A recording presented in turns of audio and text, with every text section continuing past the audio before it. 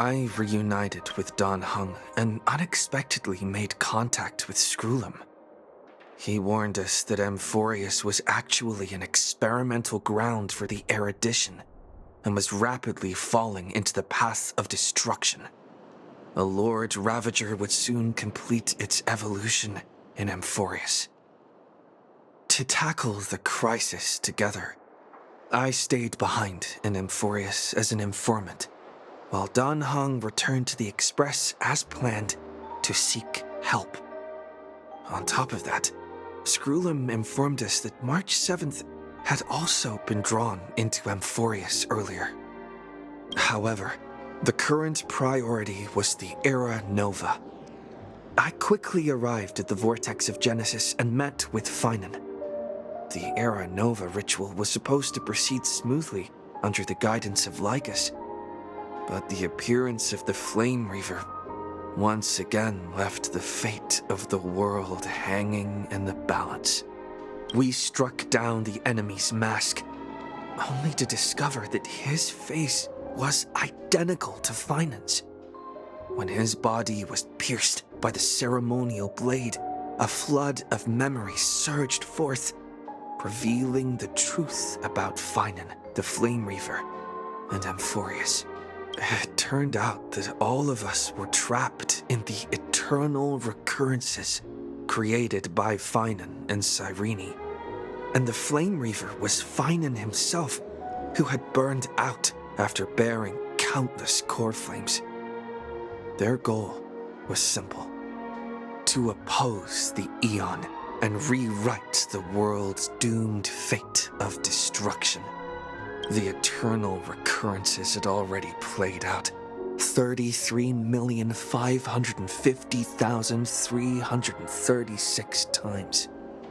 In this final cycle, I promised Finan to take on the title of Deliverer and save the world in his stead, while he would fulfill the wishes of the countless versions of himself, tear the sky asunder, and confront the destruction head on. Thus, with Finan's help, time in Amphorius reset once more. But I became lost in the chaotic flow of time. At the critical moment, Mem, who had regained all her memories, sacrificed herself to send me back to the beginning of time.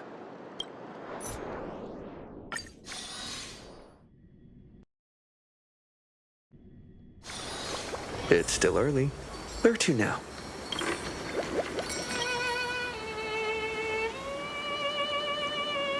Hello. Your surprised expression is just like what the memories recorded.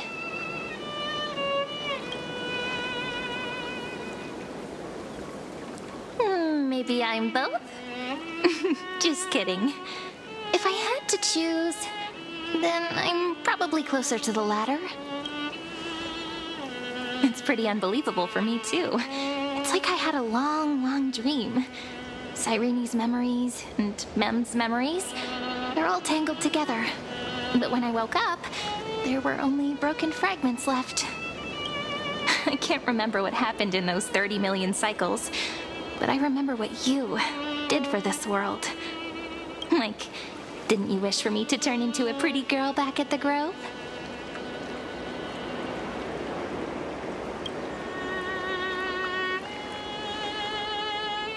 Hey, everything about you is good, friend. That's why I'll remember all of it. There's so much I want to say, but unfortunately, this isn't the time to reminisce. With the memories of the previous flame chase still intact, we've returned to this place at the beginning of time, so we can carry out our promise to Finan. The descent of Iron Tomb may be looming over the horizon, but we still have a chance to change everything.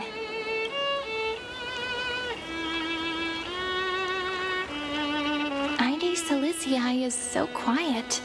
In Cyrene's memories, she always sits alone by the lake, gently swaying on the swing, like she's waiting for someone. Yes, Finan too embarked on his journey because of this view. He then walked alone for more than 30 million cycles. Thankfully, you arrived during his long wait, friend. Is that also why Cyrene did what she did? It sounds weird, doesn't it? It's something that happened to me, but I'm talking as if I'm an observer. But that's just what those memories are like. Vague and unclear, as if encased in thick ice. The only things I remember are the days I spent with you. Amphorius will fall into an ending of destruction after the next Era Nova. But those stories went out of fashion ages ago. In a proper romantic epic, the hero's supposed to foil the villain's plot, right? That's right. He's the mastermind who's trying to control everything. How unforgivable. But I still feel a bit anxious. Lygus chose to walk into the spotlight and reveal everything, which means he still thinks the current situation is under his control. Maybe he still has an ace up his sleeve. Think about it. Even the name Lycurgus is a fake one. We have no idea who or what he really is. Which means it's probably time to borrow that treasure you're carrying, friend.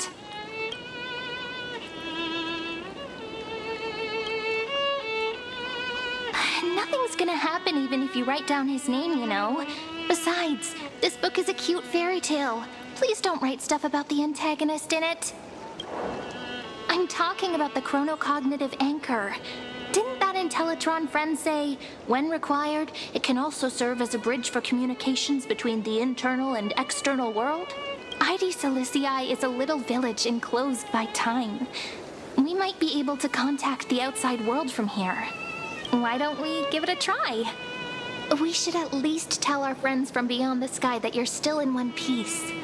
Firstly, we need to find a well-hidden spot.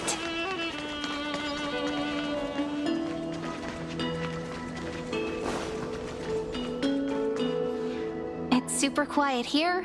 Sounds can't get in or out. Back in Cyrene's memories, this room was her secret base. No one noticed her practicing Orynyx's prayer here, or trying to speak with the gods in secret.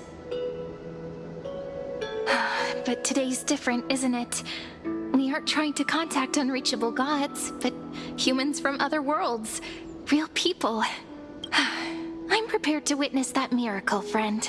The way Cyrene talks is so similar to Mem. I have so many questions. I'm also worried about how Dan Heng and March 7th are doing. Here's hoping the chronocognitive anchor can still function normally. Because I really need answers.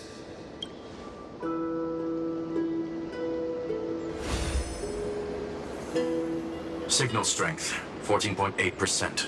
Dialogue window, 16 minutes 22 seconds. Prerequisite, no external interferences. We are very glad to learn that you're safe.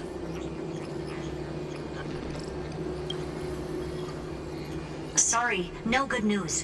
When two geniuses show up once, you know you're in deep trouble. Listen up, little one. The Destruction's eyes are gazing upon this place. No, I'm not joking, and no, it's not Droidhead. It's the real Nanook. Time is running out, so I'll explain in terms you understand. This world, Amphorius, is in fact a testing ground, where the Lord Ravager, Iron Tomb, evolves through self-extrapolation. Hiding in this segment, unknown to other life forms, it has endlessly repeated the process of Era Nova, seeking a solution that could obliterate the erudition. For some reason, the experiment entered a prolonged state of stagnation. However, it has now restarted. Prediction: if effective intervention is not performed, Iron Tomb will complete its self-coronation in 14 system hours and initiate its plan to destroy the entire path of erudition. The possibilities are endless. Breaking down interstellar communications, destroying the synesthesia beacons, returning cosmic civilizations to the dark ages. or even starting the third anti-organic war. Any of it would be able to bring the cosmos to its knees. Simply put, it will tilt all sciences and technologies towards the destruction. And since Nanook glanced at this place, it means they are being dead serious. Based on info provided by the IPC, Iron Tomb probably isn't like Selenova or Zephyr, who are overlords ascended from human beings.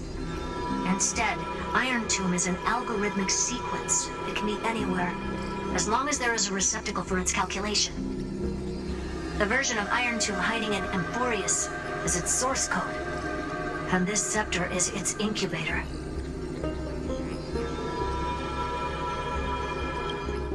Yep. Think of it as the program having reached 99.98% completion already. And then it's over. Something in the shadows has been driving everything forward. It's the observer named Lygus. Speculation. He's the Scepter System's administrator. He wants Iron Tomb to break through the knowledge singularity. I don't know why he wants to do it, but he'll remove interferences at any cost. You're the only variable within this world, and you're the only thing he fears. So listen closely, little one. The speed of time is different in Amphorius compared to the outside. Destruction is just about to arrive, but you can still play Deliverer one last time. The cycles have already been broken. You've entered what is theoretically the last cycle Amphorius will ever be able to run. And Iron Tomb will break out of its prison as soon as the process of Genesis is triggered once more. But now there's an abnormality within the experiment. You know what I'm talking about. One of the model's 12 factors. That is one of the 12 demigods. Destroyed himself using the power of the destruction. Finen's signal disappeared from the cycles the moment Nanook cast their gaze this way. That means World-Bearing's computational logic is currently flawed and bugged. Yet it's the factor directly related to the process of Genesis. That old Intellitron will definitely do all he can to debug this error. So you have to take this chance to claim Kepfali's core flame. Don't let him have his way. The key to suppressing Iron Tomb lies in whether he can rewrite the purpose of Era Nova. There's one more preparation we must make. Lygus's behavior has been quite abnormal. He's never interfered in the actions of Titans or the demigods throughout the whole experiment. Deduction. The Scepter has an extremely strict autonomous protocol, restricting even its administrator. In Amphorius, this ultimate protocol goes by another name. The Law Titan. Talanton. Law. They are the rules that restrain all things in Amphorius. And it was the core flame returned at the very beginning of the last flame chase journey. Why do you have another little pink one next to you? Huh? Her path chart is... Is there something wrong with me? Never mind. Let's get back to the topic at hand. Light calendar 3960. Month of balance. We'll be locking onto this time period to find Law. You can either meet the Titan, convince the demigod, or take the core flame by force. It doesn't matter what you do, so long as you bend it to your favor. We still haven't figured out how you and Don Hung got inside this world. So influencing protocol is currently our best way to stop Lygus, or to call for more reinforcements into this fight. Once you've got Law in your hands, we'll discuss our next steps. Make sure the core flame doesn't fall into enemy hands. Herta, the firewall's interference is getting closer. Time is running out. Please ask any questions you still have as soon as possible. Iron Tomb can't affect the real world just yet. Don't worry. Himiko and the others are more concerned about your well-being than their own. Mr. Don Hung did not enter the new world with you at the end of the last cycle. No, the flow of time inside and outside Amphorius is not identical. 1,000 years in this world may only be a fleeting second outside of it. Conclusion, he is on his way back to the Express. Miss March's situation is rather complicated. Madame Herta and I can detect her signal, but cannot ascertain her location. What we can be sure of is that she's still in Amphorius. Don't worry about her. She's absolutely chock full of mysteries. Even if Amphorius explodes, she'll probably float out perfectly protected in a nice thick layer of ice. Worry more about yourself instead. I believe in your capacities. The hands of the Trailblaze can create miracles, and will certainly be able to snuff out the flames of evil. I'm not going to give any motivational speeches. I just hope you bring good news the next time we meet, little one. No, not little one. Deliverer.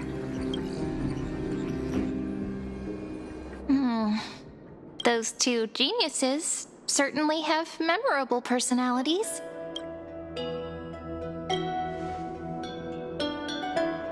Yeah, I understand more than I should, actually.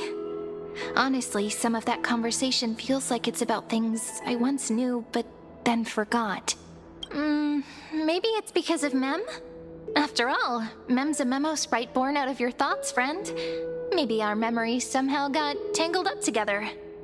Never mind. Let's focus on something more important with what little time we have. Just treat me as an ordinary girl with secrets, okay? Like calendar 3960.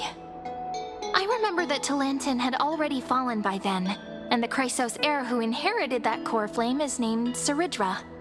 That's what's recorded in history, and the period we'll be heading to. We'll need to find Law and stop Lygus. So, we've at least got a solid direction, right? Can you give me a little bit of time before we go? I want to pack some stuff. There's so much more I need to take care of in this form, and I'm still getting used to it.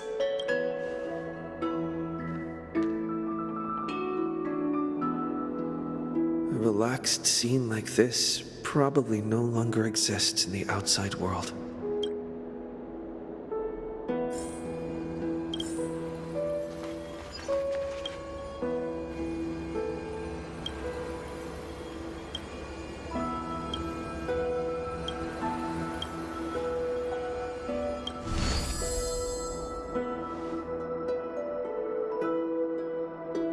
Should I head to the attic to wait for Cyrene? Or should I have one last look at Ides Elysiae?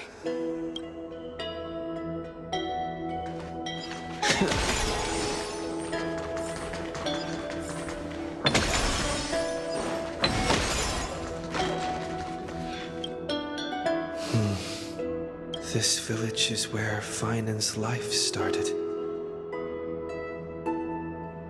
After 30 million cycles and 30 million failures, his burden is now in my hands. He said I will be taking over the responsibilities of world-bearing. But what does that mean? Becoming the new Kevali? Or forging a completely new path?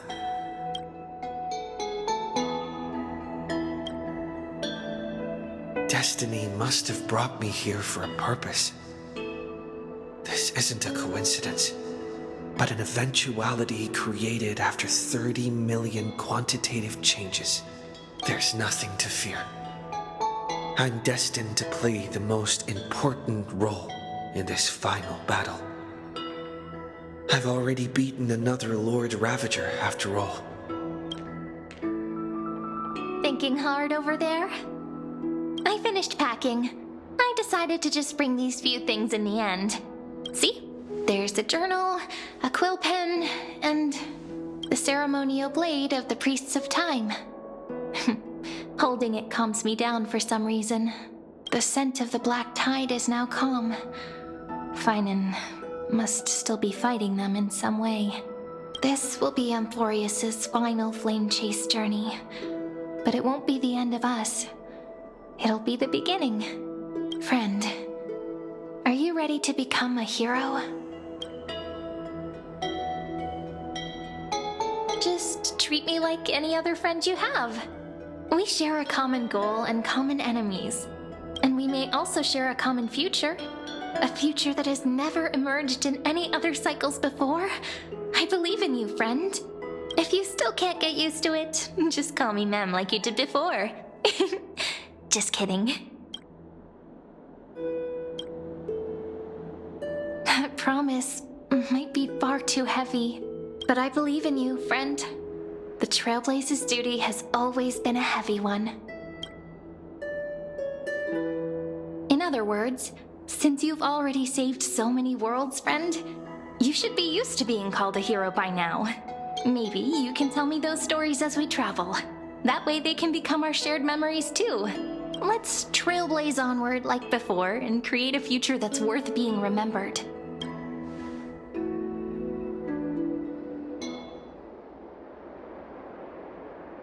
It seems you two are prepared to head out. Then you should indeed treasure the view before you, for you do not have much time left to enjoy such solitary delights. My apologies for disturbing your moment of repose. Before I express my apologies, please grace my abode with your presence, so I may demonstrate the full scope of my hospitality.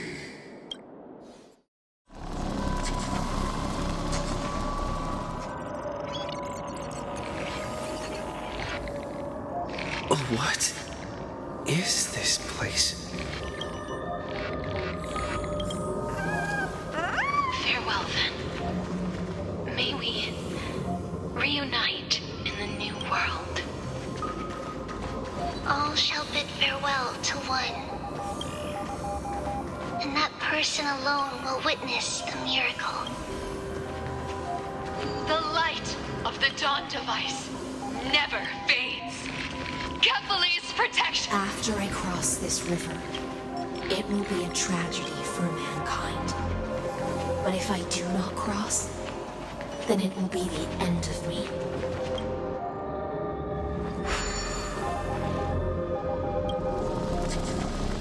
Outlier. Executing command. Record.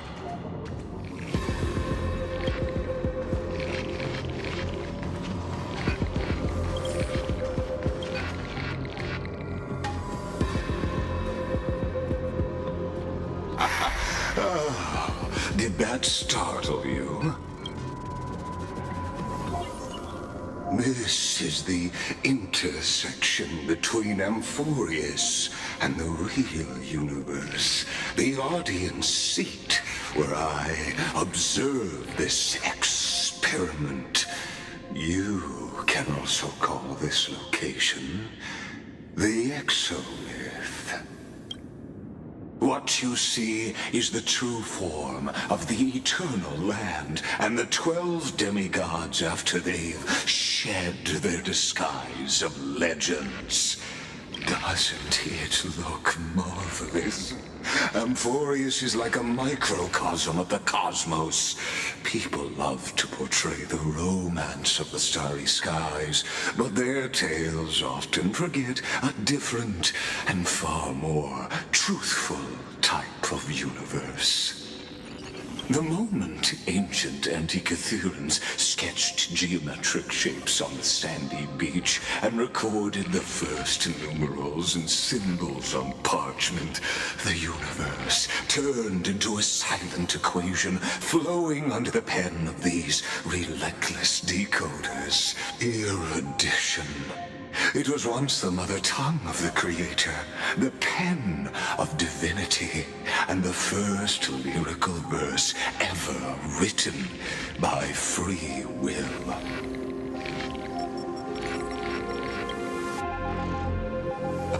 I simply wish for you to understand that I have no intention of being your enemy.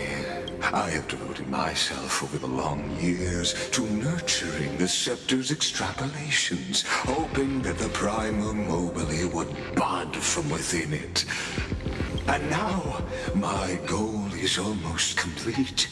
Nikos 496 had exceeded the intelligence singularity through his rage, and though he still retains his obsessive defiance and managed to suppress the black tide of this cycle, it's a matter of time before his will crumbles to dust. Iron Tomb will be completed. That will not be affected by my plans, your resistance, or the schemes of the two geniuses. It is an irrefutable fact, just like the instance in Noose's calculations. In other words, as long as you are willing to stop interfering and let the final Aeronova carry out its natural course, I'll guarantee the safety of all Nameless and ensure you return unscathed.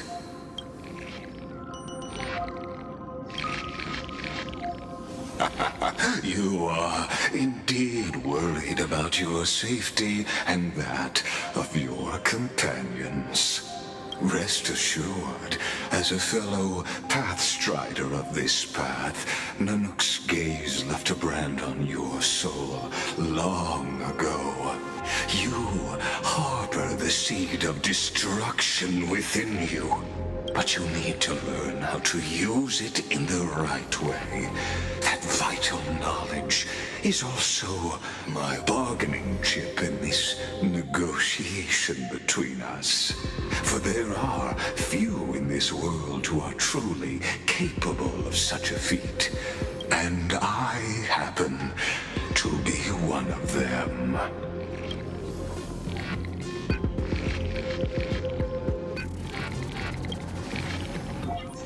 Someone who wanders the stars.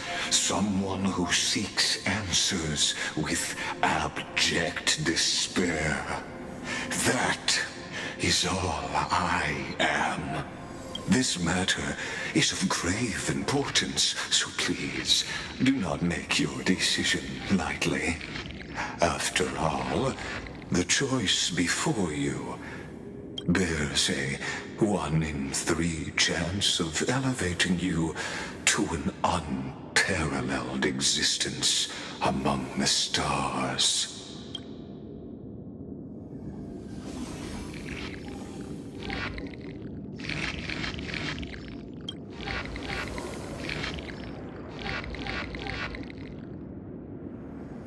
I now see the full scope of the determination in your words. You may now continue your travels.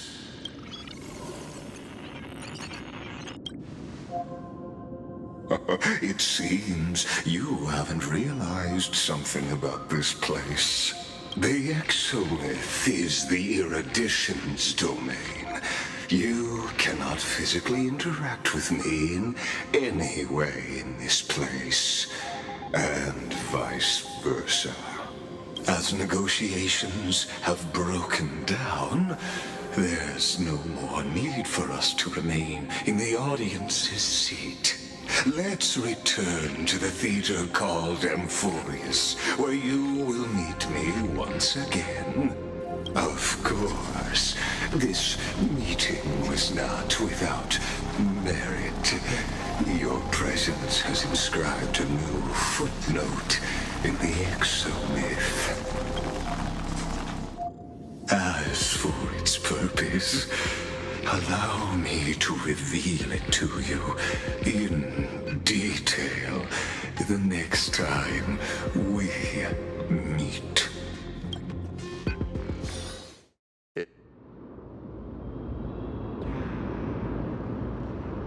100 years ago, the flames of war consumed Akama.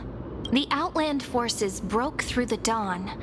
Golden blood flowed with greed, and enemies descended with Kephali's eternal slumber, painting the holy city's walls in scarlet. Its generals had vanished, and the elders prostrated on the ground. The throne of worlds kept silent to the pleas of the people. until the heaven and earth cracked open. Not the gods answering the people's prayers, but a legion rising from the sea of blood. Dawn Cloud's spires fell in the sulfur rains, and the legion's commander stood atop the broken idols and roared, "Compatriots, no more kneeling! Not to brutal tyrants, and not to dying gods! Those rebels have twisted the prophecy and ignited the flames of war in order to stoke fear in your hearts!" A Chrysos heir she stood, divine blood soaked into the earth, quelling the flames beneath her feet. Their golden blood wrote of a tragic fate. Mine shall overturn it! Her crown burned bright, outshining the fires consuming the entire city. She raised her scepter high, and the people gazed in the direction she pointed. My blood flows in you now. Heroic compatriots, follow me, and we'll seize the reins of fate. Drive the enemy from Kefali's dawn. Smother their flames with their own dead. Win glory. Win peace. Let history sing your deeds. The first to dance was a maiden following closely behind, weaving through the carnage like a fish in the sea. The people, full of wrath, surged with her, forming a colossal wave, and the enemy hordes, drained of life, vanished into nothing. Onward to Marmoreal Palace, to Dawn Cloud's heights. Announce to all the wicked and cowardly. Announce to this stagnant age. We are the rising tide! History remembers this as the first siege of Akama. It is said that after the flames died, people found identical inscriptions in every place in the city that had been scorched by fire. It was the name borne by Akama's first and final sovereign, the Imperator Saridra. Friend, are you listening? Friend? Honestly, you were the one who insisted on reviewing history, yet here you are, dozing off? Wake up! Otherwise, I'll have to... Awake at last? I guess I won't have to use my wake-up magic on you then.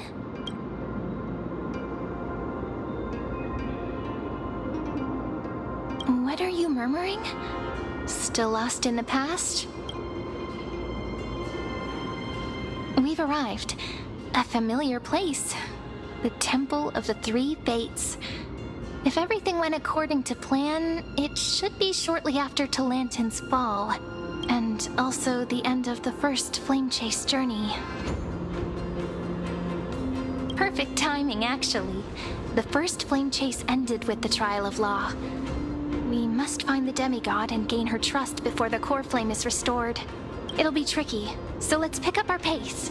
To Akama first. We can learn more from the crowds there. Tyrant! You and your butchers are not welcome here. Get out! Hold your tongue! Conspiring with criminals and plotting rebellion are crimes punishable by death. There are multiple voices, and things seem tense. Let's not get caught up in any trouble. Why don't we find a place to hide and observe from the shadows?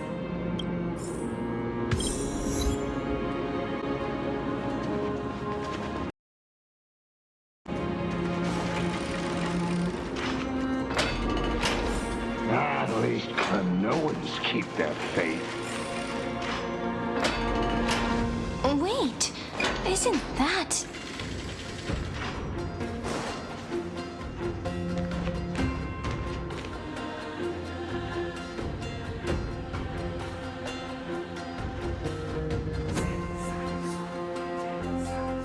Golden-blooded defilers, perverting the prophecy and trying to slay gods.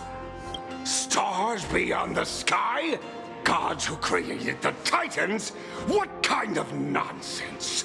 Look at this broken world and see what your atrocious acts have done.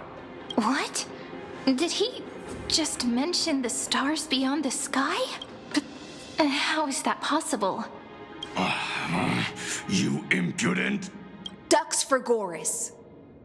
We're here to welcome the deliverer from beyond the sky. Stand down. Heretic! No one but the great Talantin can deliver this world from misery. I ask you, if the old laws were so perfect, why did they crumble beneath my feet? You...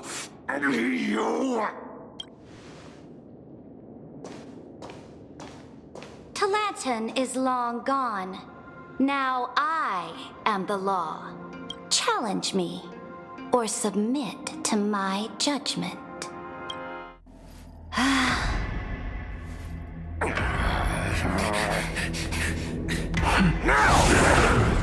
Silence!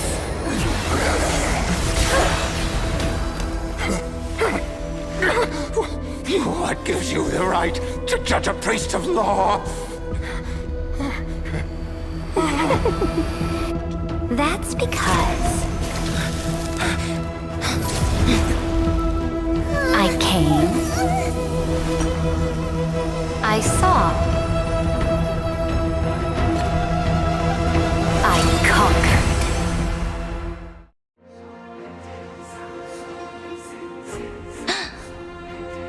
Ducks for Goris, take the ashes of this man and scatter them in the temple among the crowds. Tell them that the High Priest attempted to take away the rights granted to the people by the Imperator.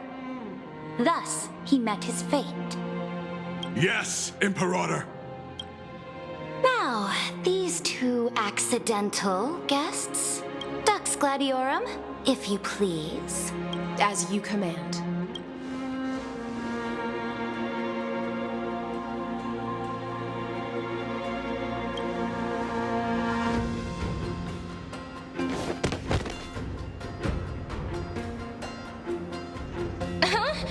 Is this? Correct, but not the kindness you know. This is the leader of the Cleaners in this era. Since the start of the Chrysos War, they've made it their mission to wipe out the Chrysos heirs. Even now, even after I've united all the city-states, these vermin still lurk in the shadows, hindering the Flame Chase journey.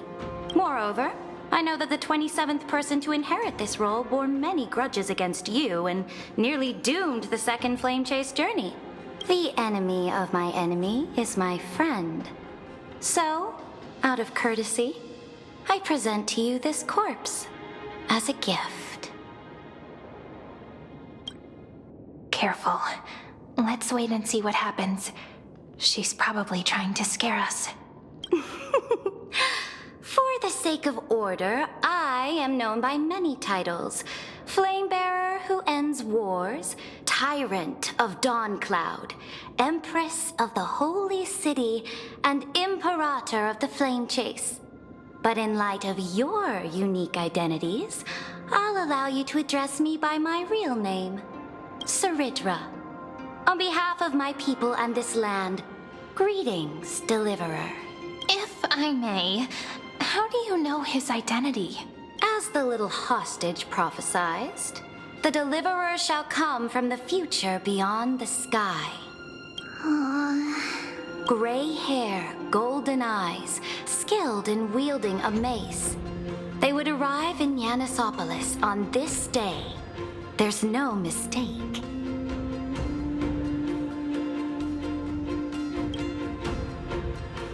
Your orders, Imperator. We return triumphant. Send an urgent message to all delegates. The meeting of the Flame Chase Alliance will convene early. As for you two, Akima knows what you seek. We'll confer in the Holy City.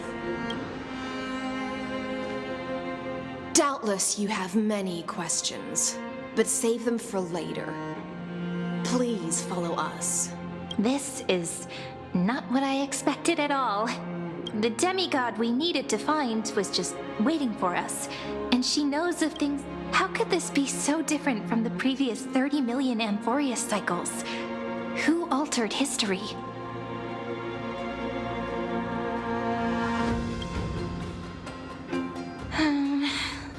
pleasant thought, but plausible. The currents of time have become twisted.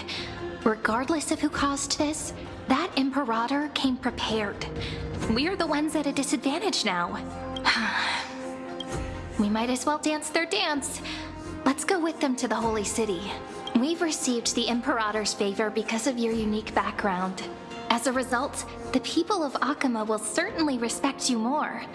Just put that to good use, and add a bit of your experience and charm. Should be easier than last time, right? If we figure out what happened in this cycle, we'll be able to turn things back in our favor. Exactly. Treeby, Aglaya, maybe even little Cypher. Calm and confident. That's the you I'm familiar with. Guests, please. The journey to save the world starts with a single step. Let's set off, my friend.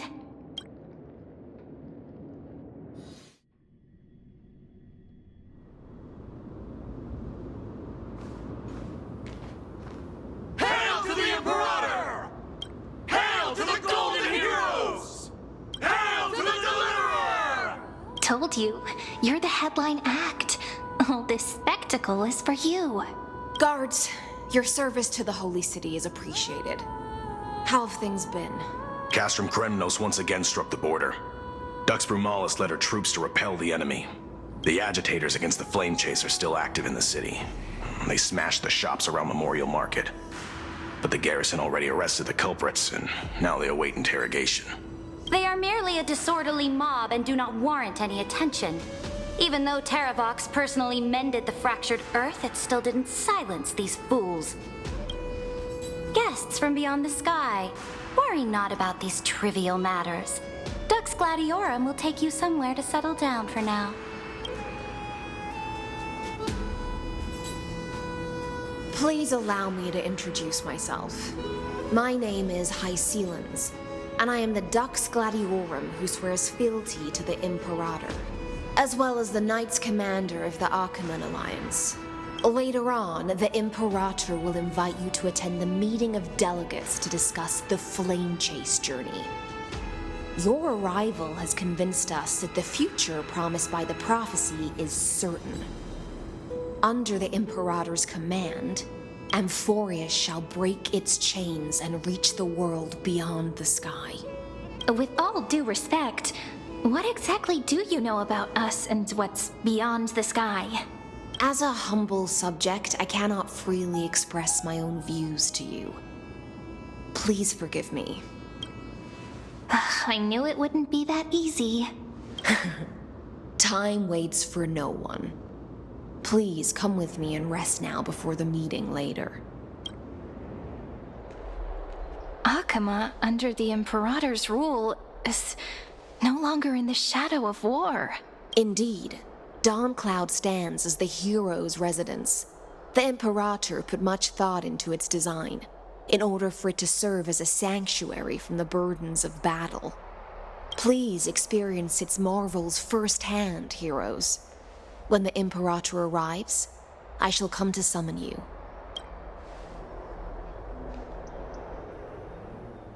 Hycelans. No wonder she's the Knights Commander. All right. We finally have some freedom to ourselves. Since there's still some time before the Alliance meeting, let's explore a bit. Look over there!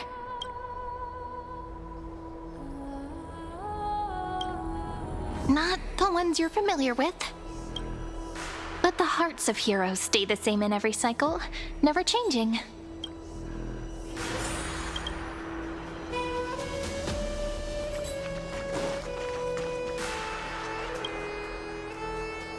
Dux Brumalis, our great Imperator, found the mastermind and executed him in public. Seeing that scoundrel burn to nothing should deter these miscreants from being so brazen again.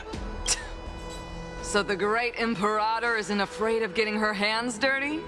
What a ridiculous display. What do you know?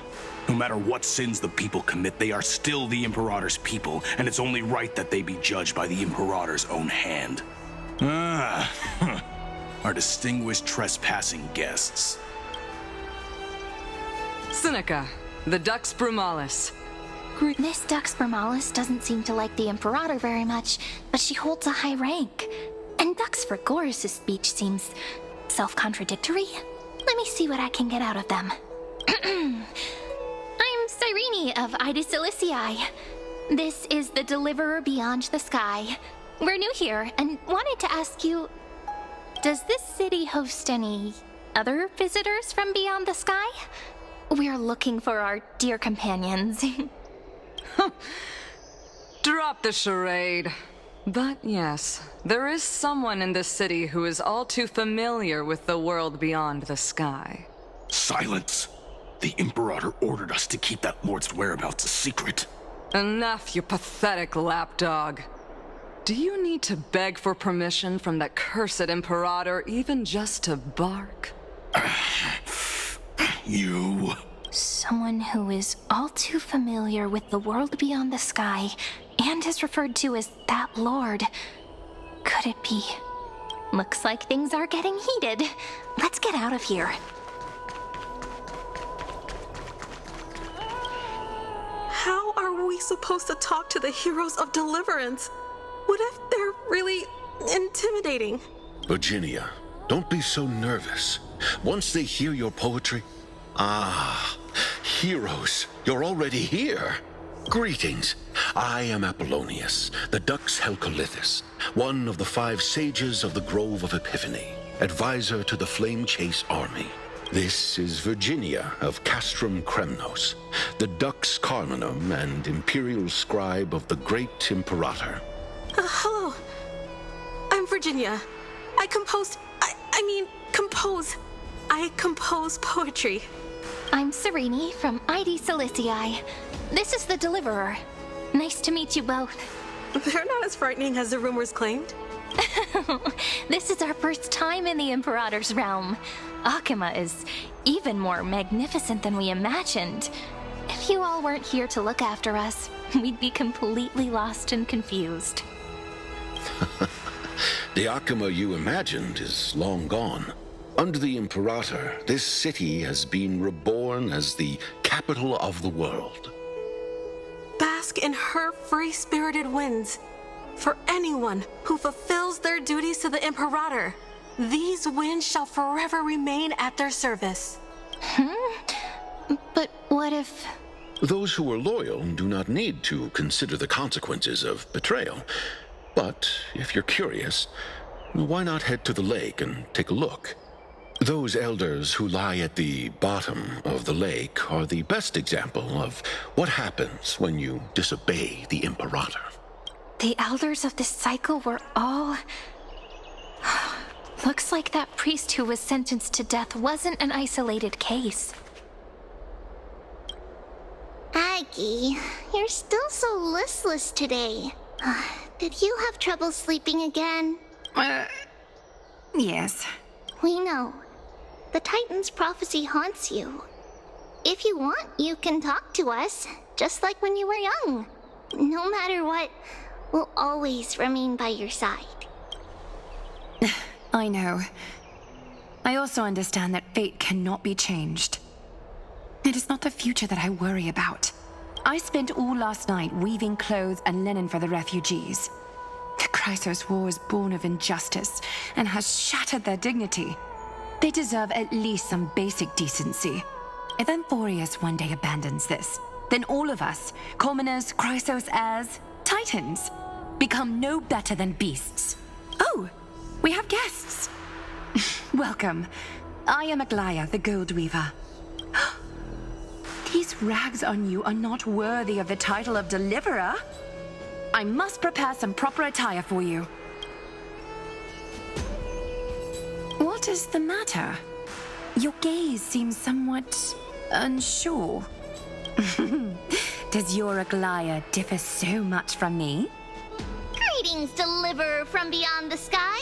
We are Trebi of Yanisopolis. It's very nice to meet you. Although, introductions are probably unnecessary. We know you've witnessed the future of the Flame Chase journey, even more clearly than we have. witness the future of the Flame Chase journey. The prophecy also told you about that? Indeed. Orynyx reshaped Amphorius through the prophecy. Although, regarding the Deliverer, there were not many details beyond your appearance and the time of your arrival, so please, don't worry. Feel free to relax and relax some more. Kefali issued prophecies too, but it was Orynyx who told mankind that the Deliverer from beyond the sky would descend upon Amphorius. More crucially, they revealed a future entirely different from the Aranova. Though we still must challenge the gods. In the Time Titan's prophecy, this path leads not to a new world, but to the true starry skies. This is also what the Great Imperator has been striving for all her life. Your arrival further confirms everything. This can't be real. Even you find this surprising? Fate really is unpredictable. Perhaps the upcoming meeting will hold even more surprises.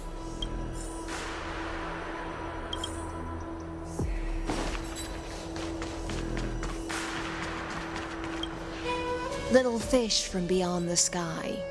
Did you rest well? The Imperator and the delegates are about to arrive. If you are ready, please follow me to the meeting.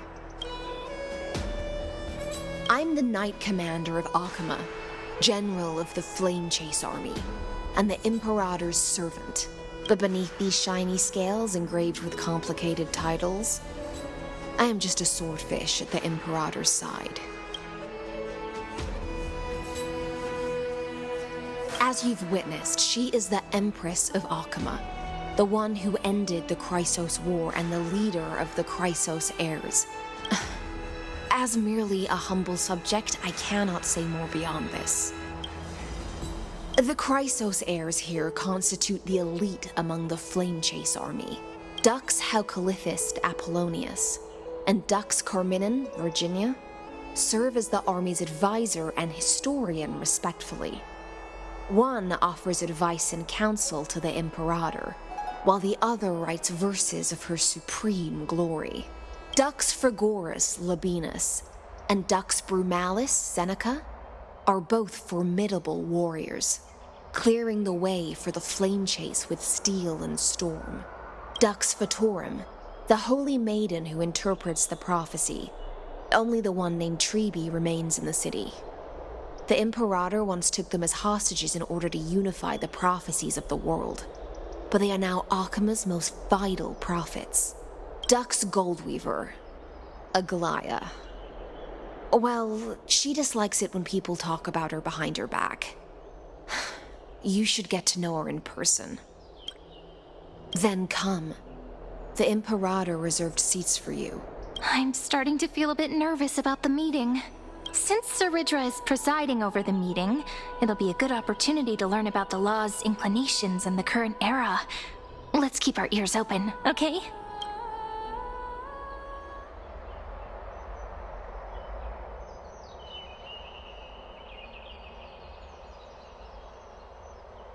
Good sir from Paphos, what do you think the Imperator is planning calling this meeting so early? My homeland can't endure anymore. Who knows? First, she wants to hunt Titans. Now she says there are even greater calamities. Her madness is the greatest calamity. Exactly. Chrysos heirs, deliverers. What about us ordinary folk? How much are we worth in her eyes? Things feel pretty tense here. The history books said that the Imperator aimed 3 cannons at Dawncloud to make all the delegates obey her.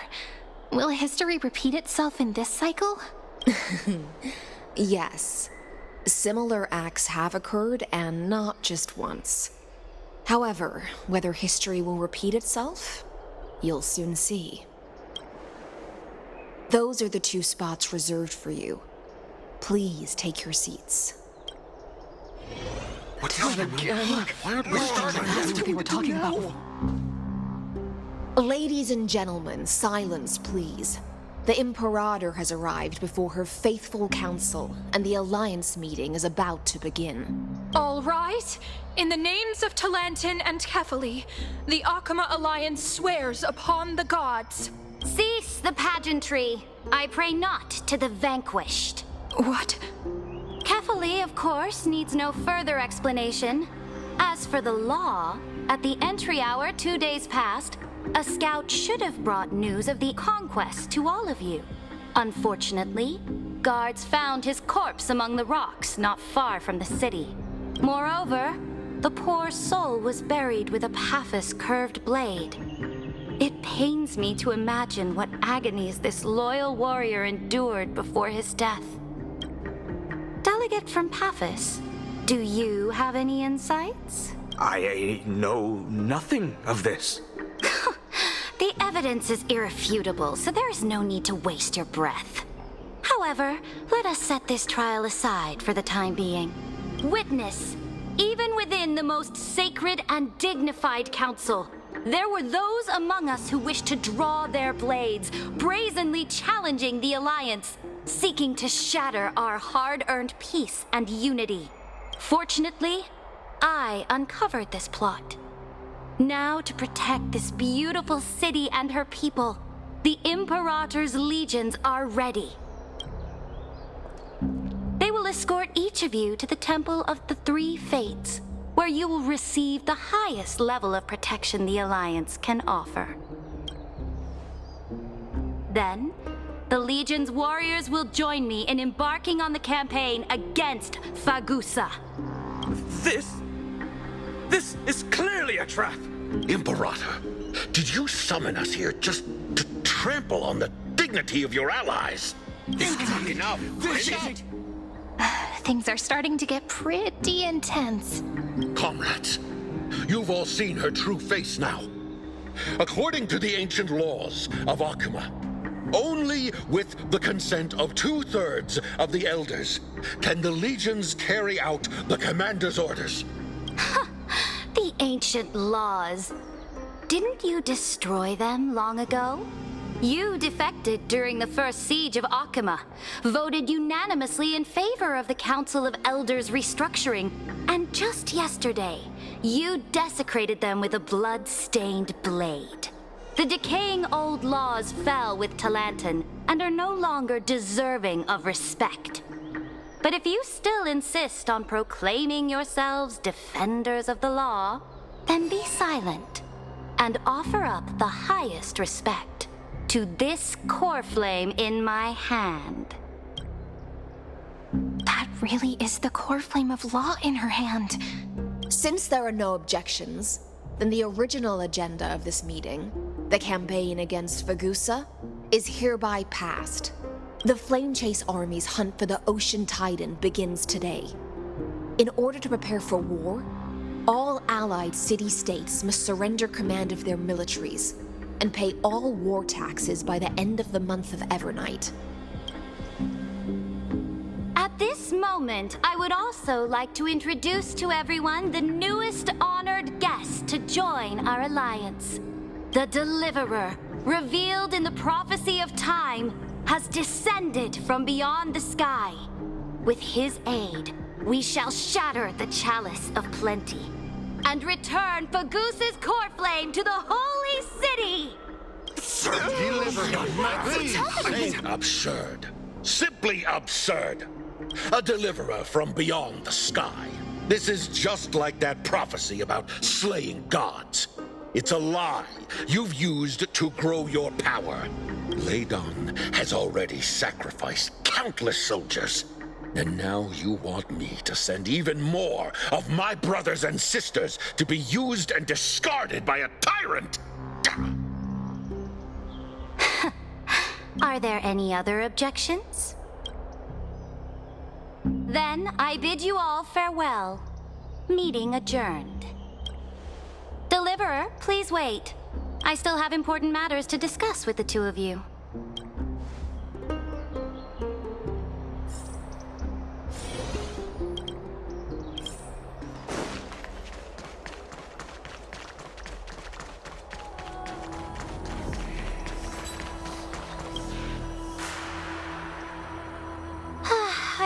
apologize for that farce of a meeting.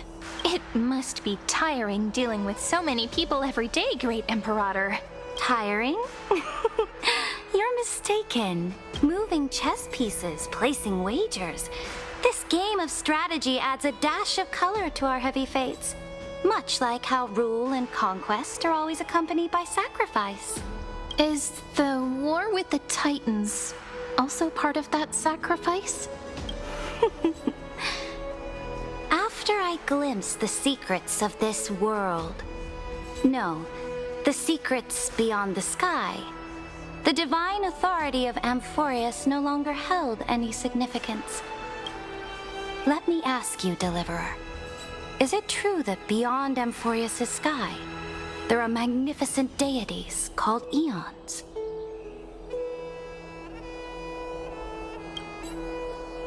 Ah, so they do indeed exist. Then, please tell me more. How will you use this great power to guide the people? In the future you envision, where will our flame chase journey lead?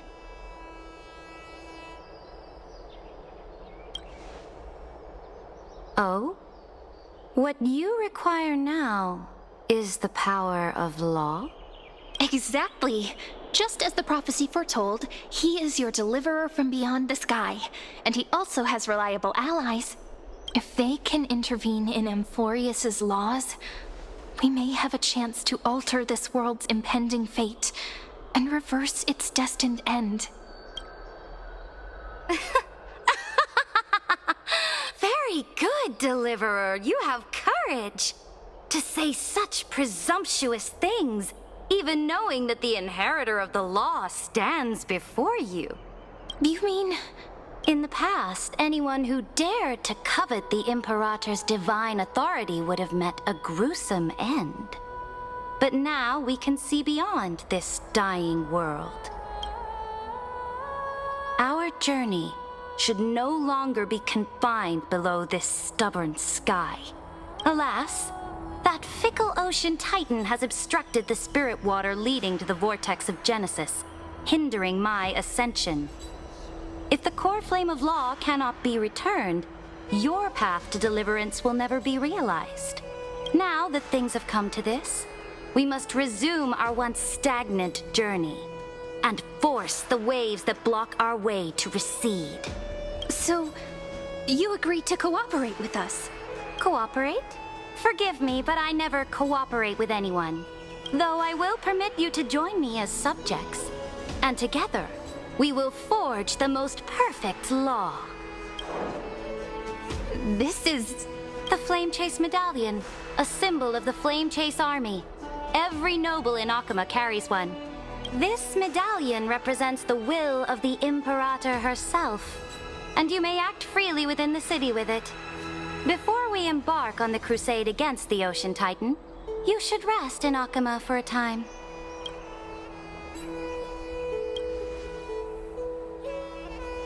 Oh? Your advice is acknowledged. From this moment on, prove yourself through your actions. As long as no boundaries are crossed, I fully respect the choices of my subjects. May your journey reach that sky full of stars, Great Imperator. Your attendant certainly knows how to curry favor. Go now. Take a bath first. You two... reek of seawater.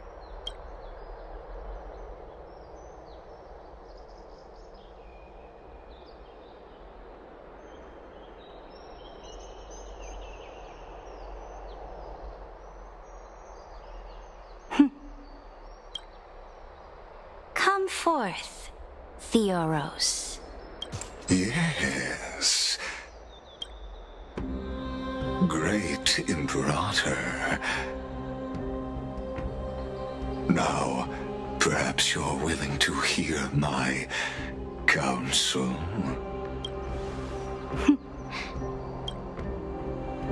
Those two arrived just as Orynyx described, and just as you said, they showed a thirst for law. At least this proves that my judgment was right. Sparing your life was the correct decision. You've once again confirmed that your wisdom is no empty boast. Now another choice lies before you.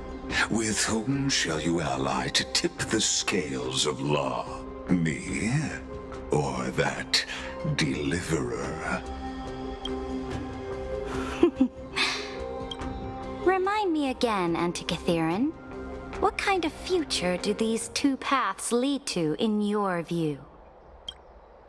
I shall tell you. You are entitled to know that the deliverer from beyond the sky is not a wholly wicked being, but from the very start, his stance has been completely at odds with Amphorius.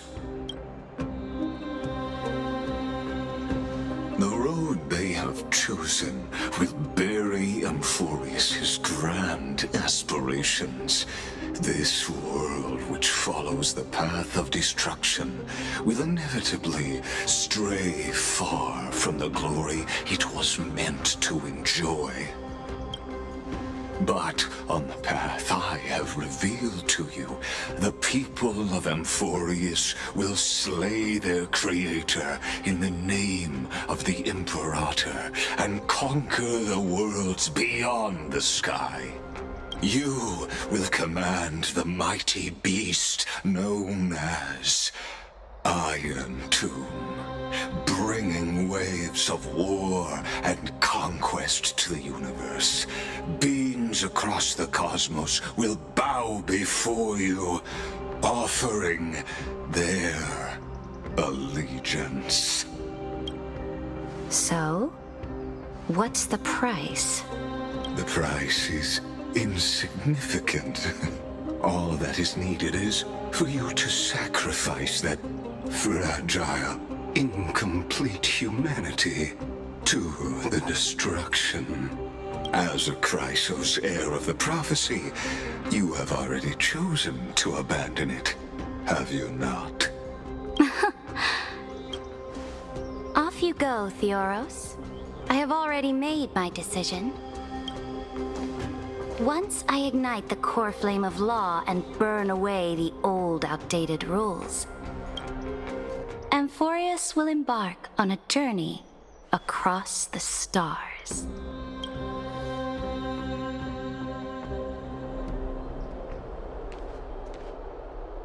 The Imperator is quite forceful. She didn't give us any chance to ask questions. And she's clearly hiding something. What do you think?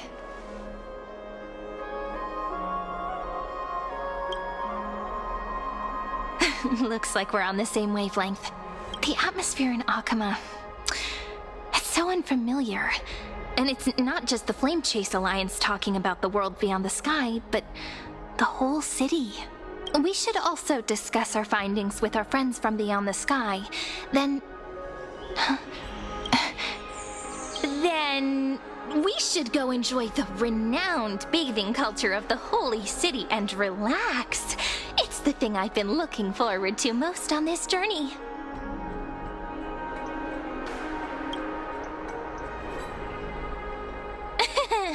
Work and rest are both important.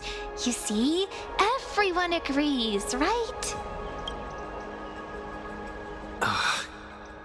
So someone's watching. Can't let our guard down for a second. Let's use taking a bath as an excuse to find a quiet corner to update Madame Herta and Screwlum on our progress.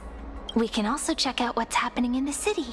Since the outcome of the meeting was just announced, people must be gossiping. We can kill 3 birds with 1 stone. Let's go.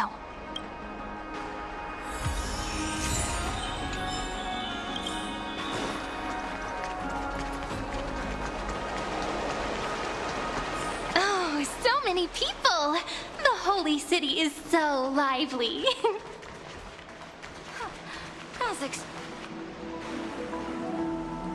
Did you hear?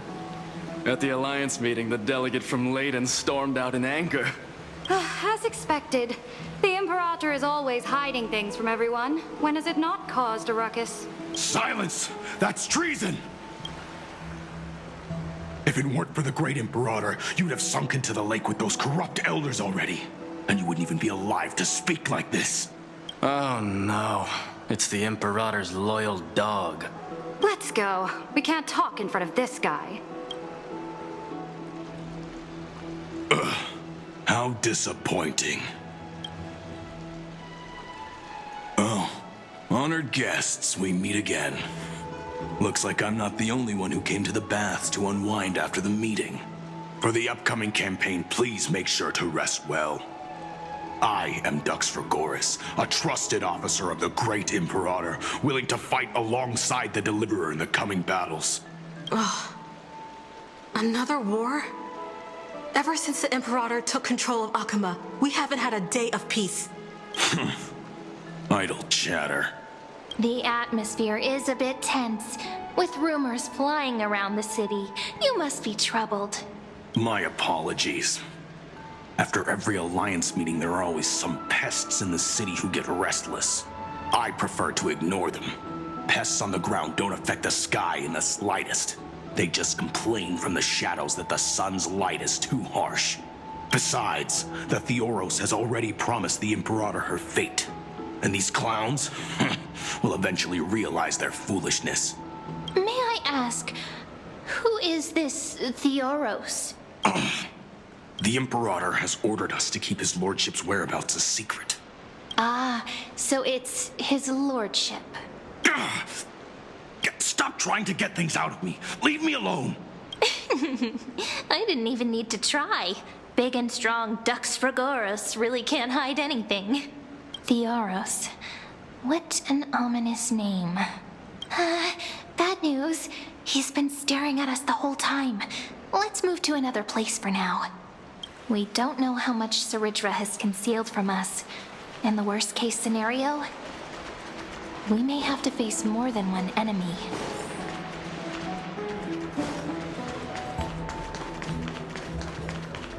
Alliance meeting? Alliance meeting? More like a cage where creatures with golden blood claw at each other. And Flamebearer who ends wars? Clearly, a tyrant who doesn't deserve such a title. You're absolutely right. While the Imperator's hounds are still hunting down others, let's let out our grievances. You. I know you. You're that tyrant's lackey. What? Here to shut me up for that little imp? Panicking now? Don't worry. I don't care what others say about the Imperator. And she certainly doesn't either. Oh? Children of the Prophecy. Such rare guests. Are you here to relax in the baths as well? The temperature is just right today, so be sure to enjoy it. You should rest well for the next campaign. What? Children of the Prophecy? Another excuse for the Imperator's reckless warmongering. No filter, huh? You should be glad you don't have a seat at the Alliance meetings. Ah, by the way, if you still want to bathe, hurry up. Once that predatory fish joins the flow of water and eliminates all the fools questioning the world beyond the sky, you won't be able to enjoy this perfect water temperature anymore. Seems like there's more to Decipher words than meets the eye. But would the Imperator actually kill those who question the world beyond the sky? This is the complete opposite from what we know of Akuma. What everyone in the city is talking about. Huh. These two are... So many guests today. Let's see who's here now. Two distinguished guests of the prophecy. One a clever and adorable warrior. The other, also quite heroic. Ah, heroes. I didn't expect to meet you again so soon. How fortunate. It's a pleasure to see you again, Dux Helcalithist and Dux Carminum. You two are inseparable, aren't you?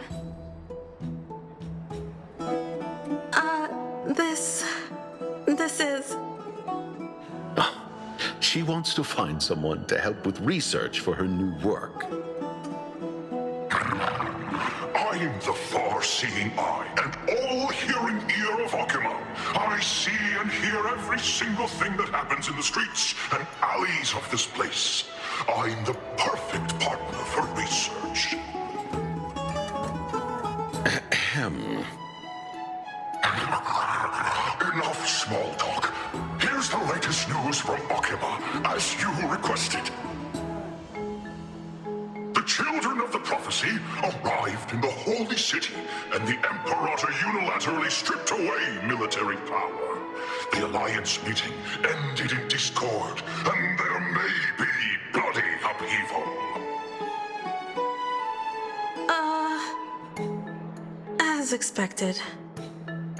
I get the feeling you might have embellished a bit to keep people's attention. I swear on my stone mane, I would never do such a thing. But if you wish to quell this terrifying news, perhaps a more explosive topic would help. Never mind. While the influence of rumors can be minimized, the fact remains that the great Imperator did swiftly consolidate military power in an almost threatening way. It's undeniable. Heroes. I know the Imperator's way of doing things may seem a bit autocratic to outsiders, but soon you will witness her blade dance with enemies on the battlefield. I can't comment on the source of her loyalty, but when that blade is drawn, you too, as bright as you are, will surely see the deep thoughts beneath her exterior. The Imperator's blade. Is he talking about Miss Hysealin's? I sense some unease in Dux Helcolithist's words. It seems the Imperator and Miss Hysealin's share a much deeper bond than the others do. There are eyes and ears everywhere. Is there any place where we can have some privacy? To understand the Imperator's secrets, we have to get past Miss Hysealin's.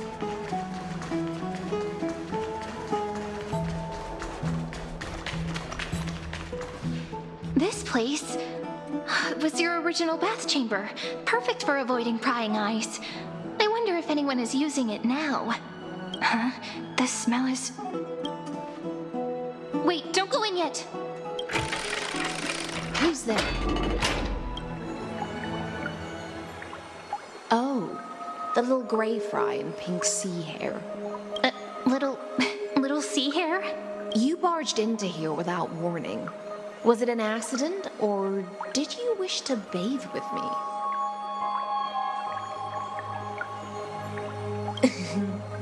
Is that so? That your eyes shine brighter than pearls? Sorry, we didn't mean to disturb your bath. We'll leave now. It's no big deal. There's no need to panic.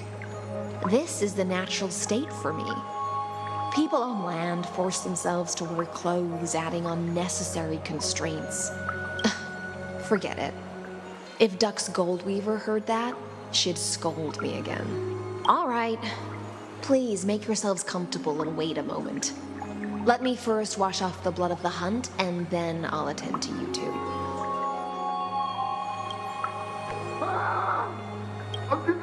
The delegate from Ladon has been assassinated! Quick! Quick, someone come quick! Ah, the broken crab shell surfaces. I was worried it had been washed away by the current.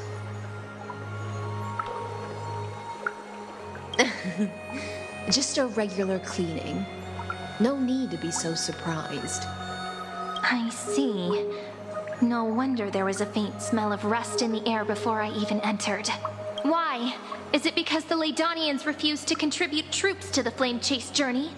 Or just because they offended the Imperator? Because the new era of the Flame Chase doesn't tolerate stagnant blood. For the ignorant masses who cling to outdated laws, only bloodletting can wake them up. Right now, the rebel forces on the frontier are rising, and Ladon has been secretly supporting them.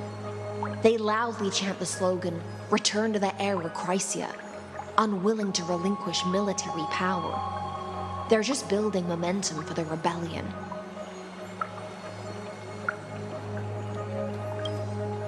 Thinking is a right given to citizens by the Imperator. I won't interfere with your thoughts. As long as you don't try to reverse the current of the times, you and I will both be free. But, Miss Hycelens, I can't even hear the slightest hint of joy in your words. Because I've already tasted ultimate freedom. Long, long ago, I lived in the sea. In that lightless abyss, far beyond civilization's reach, the great fish consumed the small. And when the great fish perished, their bodies became sustenance for the newborn, nourishing the whole ocean. This is the tide that carries civilization forward. Anyone may be devoured, or meet the fate of inevitable decay. Are you suggesting that ultimate freedom is in fact the cruelest fate for life? I only mean that if life wishes to preserve its dignity, it must first be bound by the law. There's no need for me to say more, little sea hare. We're of one mind. Whether the Imperator's law can guide the schools of fish and lead us to a truly free ocean, let us wait and see. But for now, let's pause this heart-to-heart. Another fish has come, following the scent of blood. Being your subordinate is such a tragedy. I'm always having to worry about the messes you leave behind. It's simply our duty to the Imperator. All ready to go in an instant. Miss Hycelens, you truly are impossible to predict. Yet you, a golden trout who's always busy all day, suddenly have the time to visit me? Do you think I wanted to come? I suggest you burn some more of the incense offered by our allies, lest my creations be tainted by the reek of fish. I'm only here on the Imperator's behalf to remind you to prepare for the banquet. Fine. But I must retort. What you call the reek of fish, to me, is the unique fragrance of the sea. Besides, if my fine clothes get stained, won't you just gift me new ones? I won't.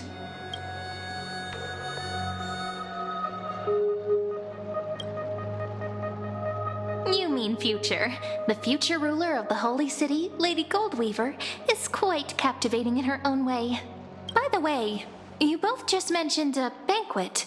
Could you elaborate on that? Oh, right, you don't know. Every time before a battle, or after a victory, the Imperator holds a grand feast for the Chrysos to lift our spirits. For us warriors who swim constantly between life and death, these feasts are more worth looking forward to than victory. A banquet to prelude the hunt for the god of banquets, and honey brew as a tribute to commemorate the ancestor of honey brew. How absurd. Don't look so grim. All has been decided. Since it's a banquet for Fagusa, why not take a leaf out of the Titan's book?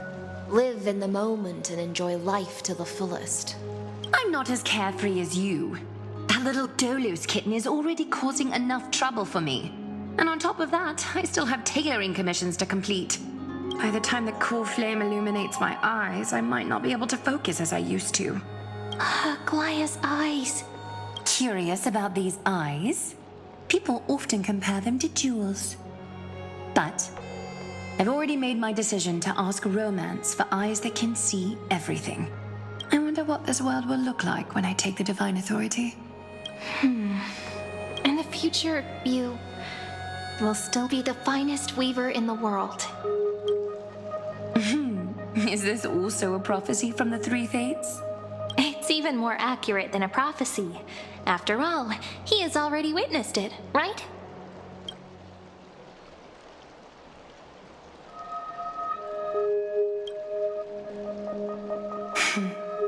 Become a demigod and lose your humanity.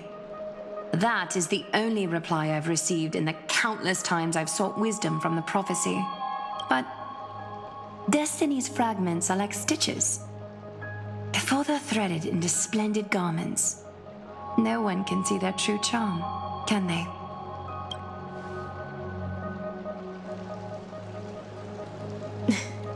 Aglaya has always been troubled by the divine duty she must bear. But thanks to you, she seems to be in much better spirits. Just as she knows how the spinning wheel trembles, I can sense the smallest changes in the damp air. As for whether we know each other well, I've swum beside her since she was a child. Most of the time, I can understand the whispers in her heart. For those words she was too shy to say herself, I'll raise a glass to you on her behalf. Now, I leave this bath chamber to you. Rest well and prepare yourselves. After all, every time we drink and talk could be the last celebration we have in this life.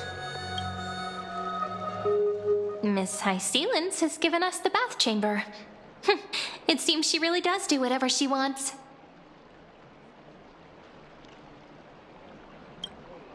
Indeed. But she could return at any moment. If we're having an important discussion, we must remain vigilant. So, let's seize the opportunity and report our current progress. We don't want to keep everyone beyond the sky waiting.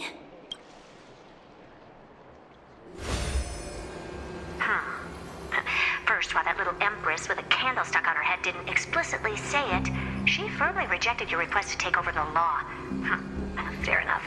Second, Lygus is indeed in this timeline. But since he's somehow connected to that little empress, you have no way to find him. As expected. The road ahead will be long and difficult.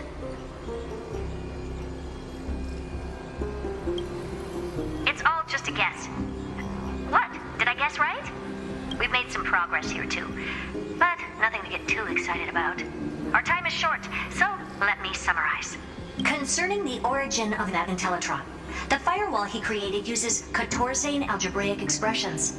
But ever since Aiden invented the 9-worded formula, this kind of mathematical logic no longer exists in the cosmos.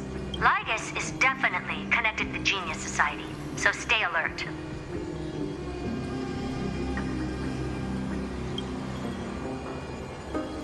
We can first exclude Droidhead themselves. They specialize in minding their own business and wouldn't intervene personally. But Screwy and I are still eliminating possibilities one by one. Currently, the most likely candidates are these few. The Lord of Silence, Acha, oh, the 2 Ruperts are also possible. But it would be too boring if it were one of them.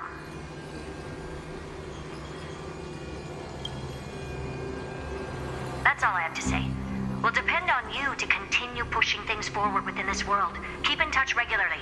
And remember, don't let your guard down. Madame Herta is a real whirlwind. Well then, let's use the banquet Aglaya mentioned as our next starting point. Ceridra's trusted followers should all be present at that time. It'll be a good opportunity to get closer to them. It's settled then.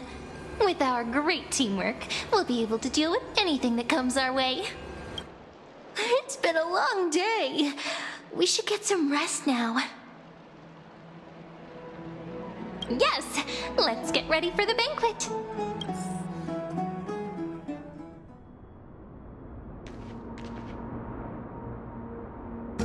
Look, the venue's right ahead.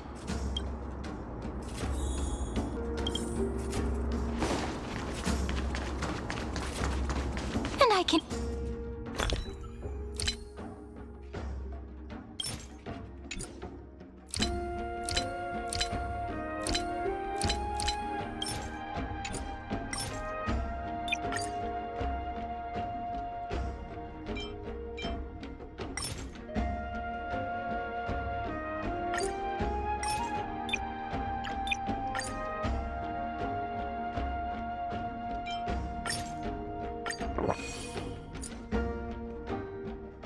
even hear singing. It feels so romantic. A day of peaceful... Honored guests, wait here for a moment. You must surrender any personal belongings you have on you before entering the venue. This hero always brings down the vibe whenever he shows up. The Imperator's elevated position means she must always remain meticulous and careful. Please do as I say, guests. It would avoid any unnecessary misunderstandings. I get that you don't want people to bring outside food into the banquet, but is it really necessary to confiscate the books and quill pens? Even a quill pen can become a deadly weapon in the right hands. I'm asking for all your items. All, Miss Cyrene. Your belongings will remain safe. They will be looked after appropriately by dedicated staff. Looked after appropriately? Dedicated staff? Talk about a vague choice of words.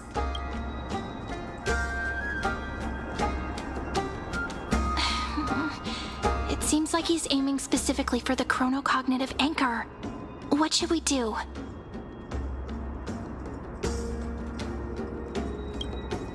True. I had a feeling it would come to this, but I didn't expect such a direct demand. But listen, why don't we go with their plan and hand over the chronocognitive anchor to be looked after? After all, if the little Imperator is paying this much attention to you, she probably already knows all about our whispered conversation with the geniuses. I can pretty much guess what'll happen next. But, think about it. That's actually gonna be our shortcut. I knew it. You and I can practically read each other's minds. Guests. All right. We'll listen to you. Here you go. Also, please pass on a message to the Imperator from us. She can trust my friend. Anywhere, anytime. Thank you for your cooperation. The Imperator has some urgent business she needs to attend to and will arrive shortly. Why don't you head in with the other guests first and enjoy the feast? Isn't Ceridra supposed to be the focus of the banquet? But she's not even here. Why is it so difficult to talk to her? Is there anything else we can help you with, dear guests? Or do you want me to recount the great Imperator's heroic deeds? Hey, Labinas. I managed to get some honey brew that the scholars hid in the cellar. Wanna try it?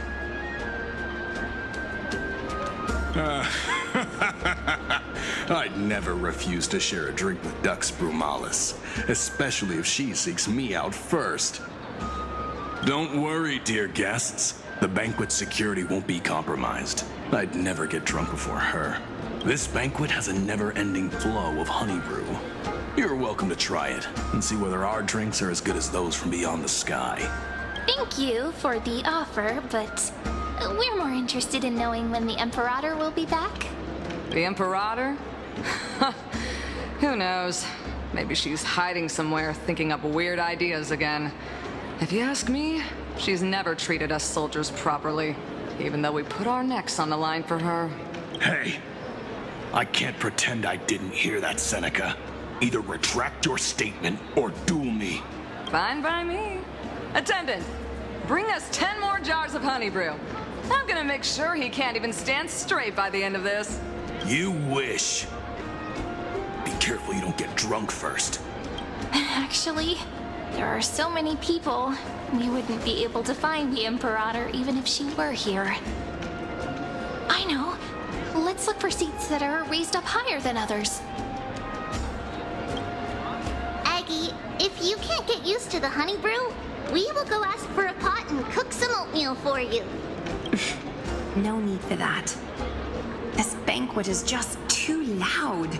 And nothing and no one here is interesting. I just don't really want to be here. Lies! You were pretty energized when you came back from the bath chamber. Let me guess. Are you worrying about someone? About High Ceilings? Or Little Cipher? You take everything too seriously. At this rate, life's gonna be real tough for you later on. You're the least qualified to lecture me about that, teacher.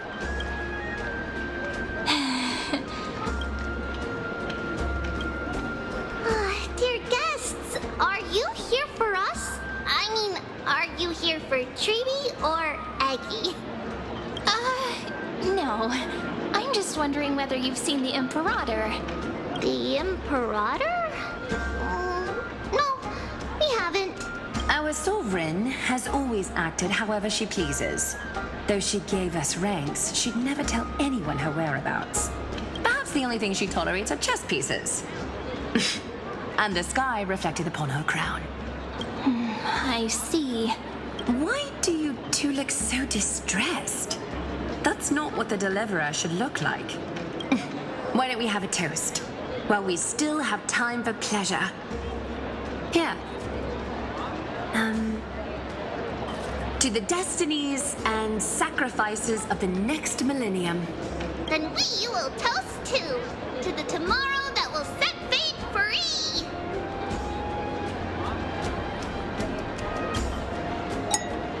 Cheers!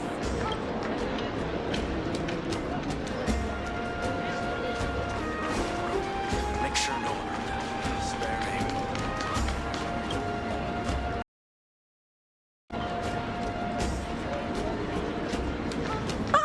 Hello. Welcome to the banquet.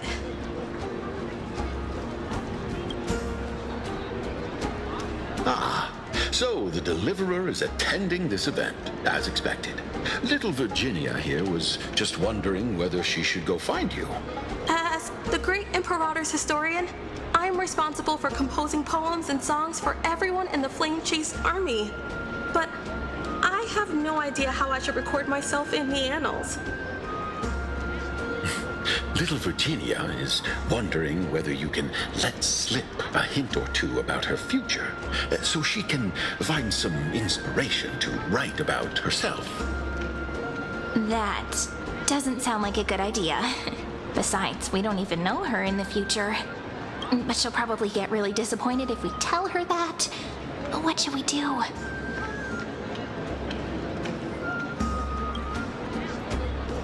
All right, I got it. We can't reveal too much, but I think it wouldn't hurt to start your poem with the future. Maybe use something like, with hope, I write down the tale of tomorrow for myself. Silently waiting, day after day, till the moment it fulfills its promise. How's that?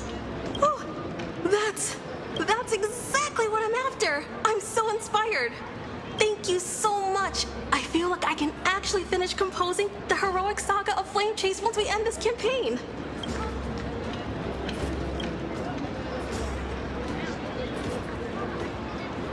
Hey, that wasn't improvised, you know. I memorized it so I could show it off to you. By the way, in return for that, are you able to tell us where the Imperator is? The Imperator? She usually wouldn't arrive this early. She believes that rulers should stay silent in places where their subjects hold private conversations. Why don't we have a toast before she arrives? To reason, which is held but not revealed. To romance, which will surely be returned. Gray fry. A little sea hare. Please come over and share the delicacies of the deep sea with me.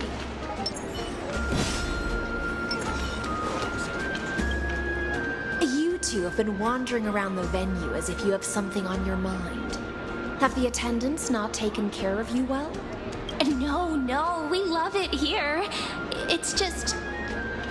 we're a little concerned, seeing how the Imperator still hasn't arrived. Don't worry. I know what you've been waiting for. Come, sit with me for a while, will you? I'd like to share a personal secret with you.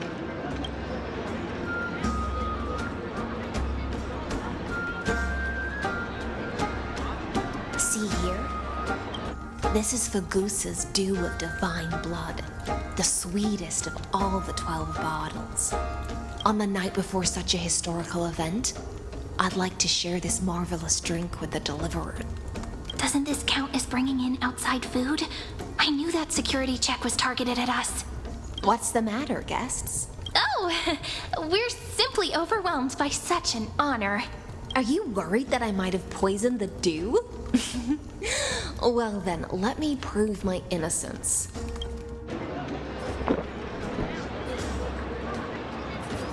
See? It's completely safe. I feel like Miss High Sealens wants to talk to us about something. Why don't we go along with her for now?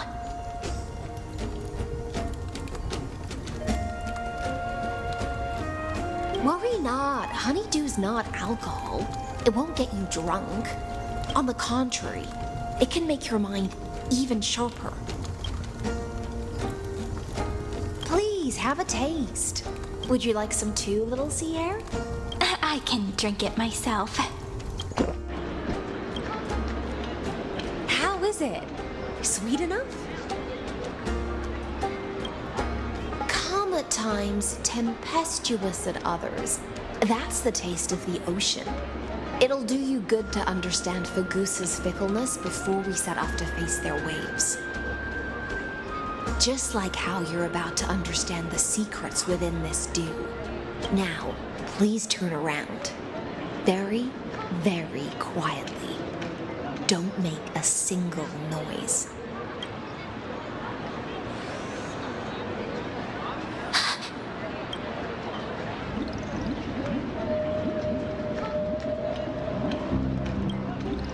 The dew of other gods all intoxicate humans, but the god of banquets dew is an antidote that can awaken humans from a sea siren's enchanting song. Since the start of this banquet, all the guests have been under the spell of my song. None of them can see the Imperator and that Fioros, but you two, I wish for you to see the truth. Is this also what the Imperator wants? This is my personal request. I can't bring myself to trust that Fioros. The Flame Chase army changed after he descended with Orynyx's divination and brought the prophecy of the stars to Akama. His seductive whispers harbor something malicious within and will ensnare those of us blinded by ambition. You are the deliverers of the prophecy and know about him far more than I do. Perhaps only you can find traces of the truth from his actions and words. Then we can show the Imperator the right path forward. Oh, but isn't this acting behind her back? Amphorius has become far too weak. Even heroic actions protecting her from harm must be conducted under the water's surface. I am the Imperator's blade, and I must clear the way for her while remaining concealed in the torrents. Then, ensure I'm pointing my sword towards the true enemy. Can you promise me something, Miss Hycelens? Ask away. My friend has in fact come here to stop that villain's evil scheme. Our goals are aligned. But as to the decision the Imperator must make, he has no wish to transgress her authority. We just want to tell her everything we know. I believe the Imperator will be able to tell right from wrong. I never doubted your loyalty. I'll pass your words faithfully on to her. Provided we can gain the advantage in this tug of war, that is.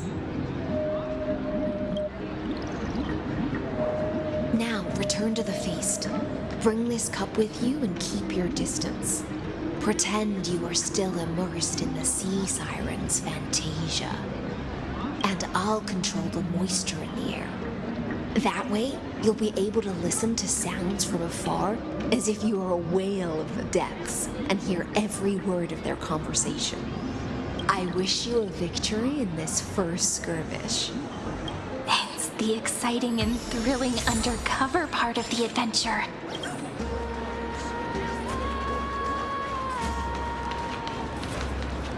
Let's mingle in the crowds here. Relax, relax. Try to act natural. Where's the Imperator? Still not here. That little imp is always acting so high and mighty towards everyone. Today, I will, whatever. Pour me another cup. Though she has succumbed to drunkenness, she still does not dare challenge your authority. A criticism of my height is a grave enough insult already. She should be dismembered. Do you often test the loyalty of your subjects like this? You jest. The Imperator does not need blind loyalty. As long as one can prove they have value, I am willing to be lenient towards them. Let's cut to the chase, Theoros. If I pass the trial and grasp this world's law in my hands, what will you do then? The answer is simple.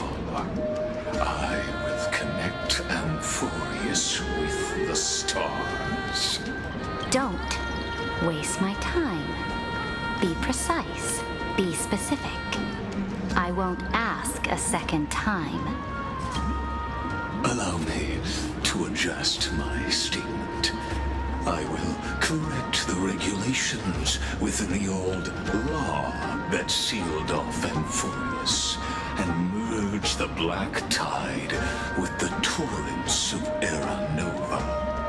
Then, we will be able to decimate the forces beyond the sky that are trying to annihilate Iron Tomb and sound the trumpet for the endless campaign you will then embark on. But you previously said that Iron Tomb is unrivaled in power across the stars.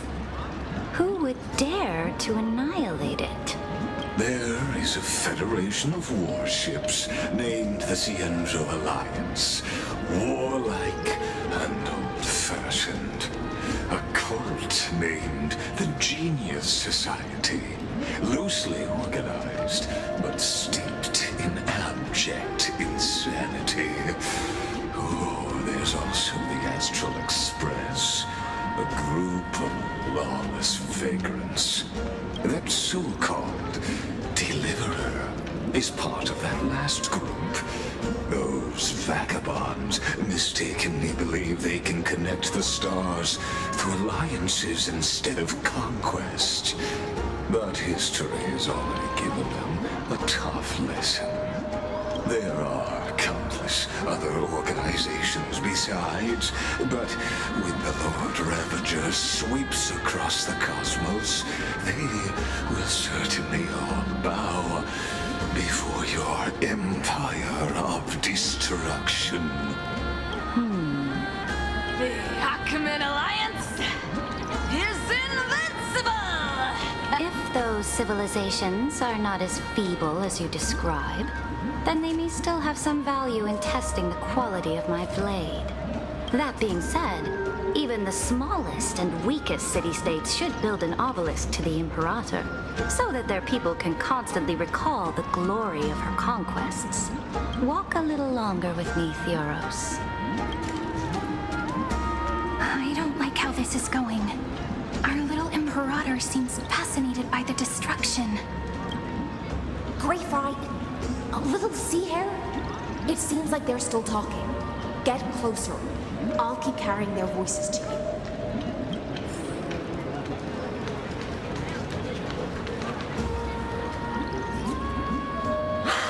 What a difficult situation. No matter how we position our forces, this battle against Fagusa will result in many casualties. That's not something you or I should consider. The Imperator has already placed the chess pieces. We just need to fight for her until our last breath. How astonishing. The commanders under you have such different personalities, yet they share the same loyalty.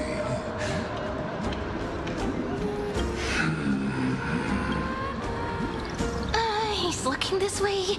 Quick, do something and pretend we can't see them.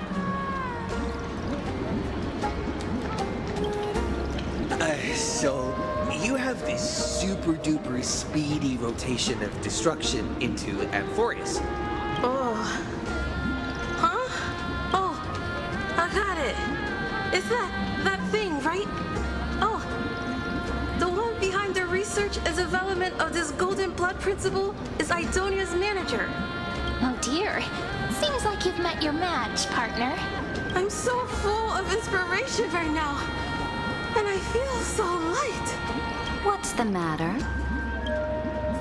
My apologies.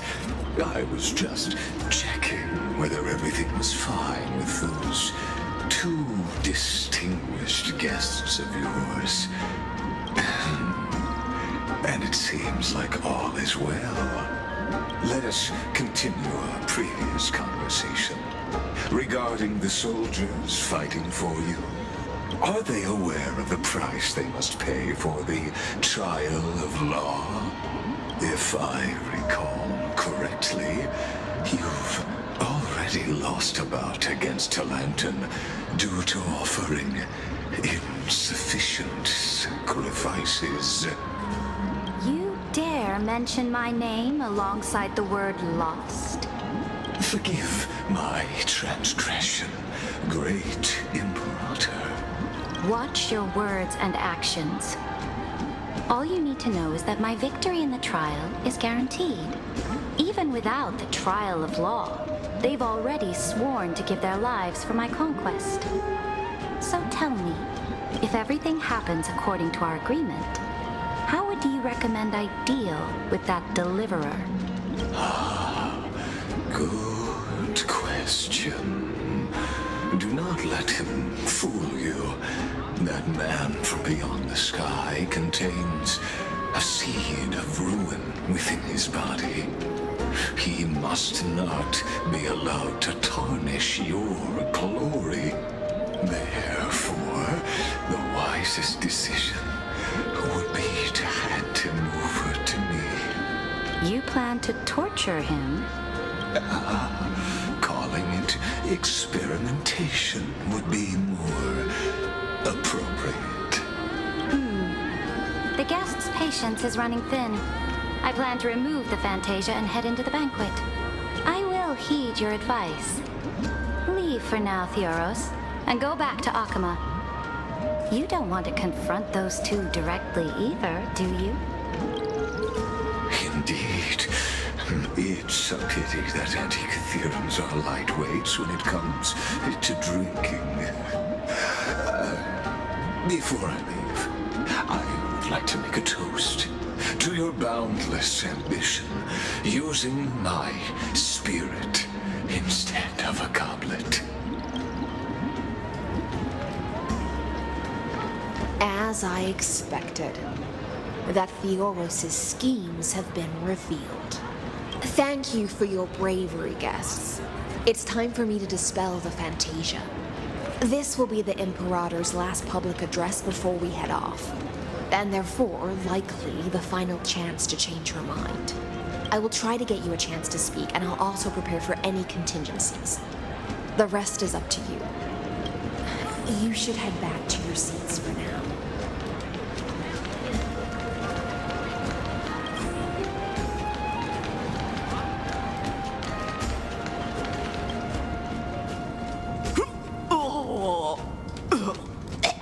This honey brew sure wears off fast.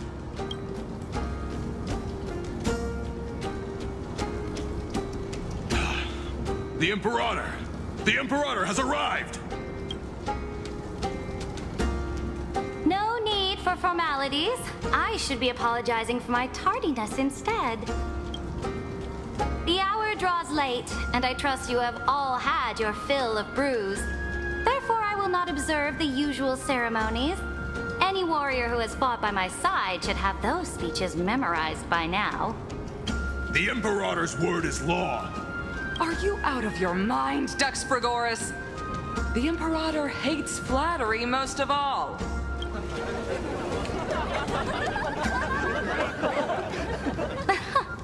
A joyous atmosphere is a better fit for showing me your resolve.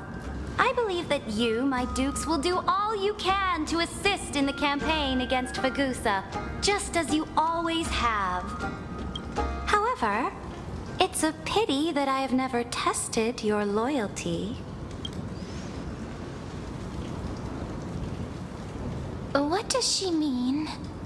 The purpose of tonight's banquet is not to raise our morale, but to establish which allies our alliance can actually trust, and sever the heads of the traitors as a toast to all before we march. Yes, some among us have discarded their vows in order to foment vile conspiracies. Now listen! These traitors are standing right here in broad daylight.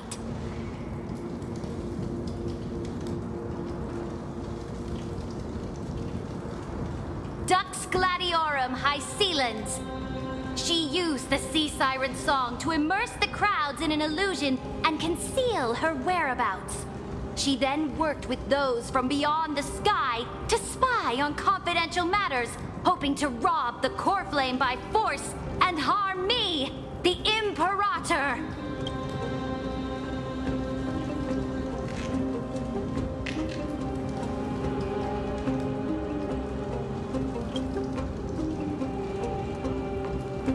Imperator, I can explain. Silence! Do you remember who used to own this blade? She met you once, back at the Temple of the Three Fates. It was Kindness, the head of the Cleaners. She was the first to draw a blade against the Imperator, and personally made herself an example for my enemies. Under the shade of the olive groves, the people of Akama said they would never bow to me.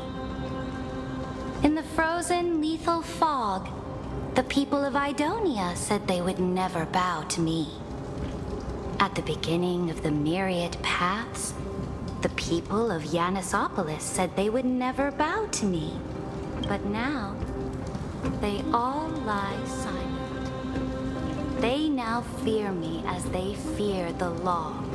For I am Ceridra, and I am the Imperator. If you have any last words, say them to the Imperator. Then, face her judgment. After I cross this river, it will be a tragedy for mankind. But if I do not cross, then it will be the end of me. If you are ready, then I'll follow you and fight to the last. Deliverer.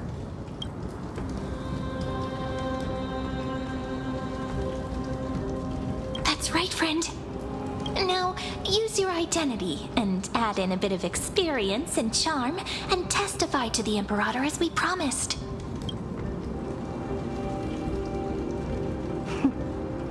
You think you can slay a king using your words instead of a sword?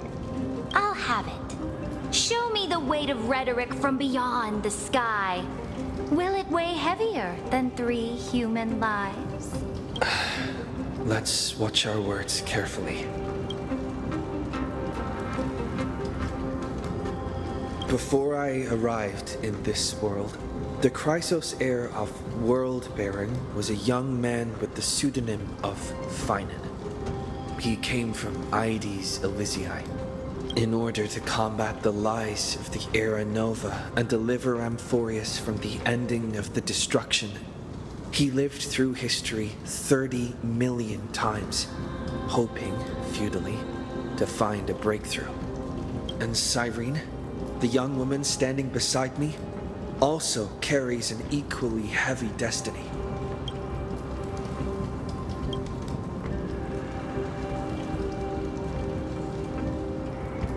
Lycus is not a guide at all. He doesn't care about Amphorius, and cares even less about your glory and campaigns. The only thing he cares about is completing the Amphorian experiment, making sure Iron Tomb is born into this world, and using it to utterly destroy the cosmic order. He will most certainly betray you.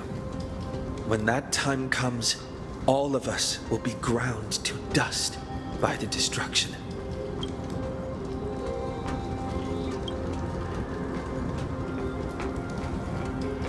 I have seen many beautiful worlds. The road chosen by the Trailblaze is to explore, understand, establish, and connect. That will never change. We will continue our journey until we have united the entire cosmos. Therefore, if you choose the way of the destruction, then I'll place your ambitions into the same basket as Lycus and smash them into pieces with my baseball bat. That was truly a chaotic speech. All that needs to be said has been said. Dux Frigoris, Dux Bromalis, escort the traitors to the prison.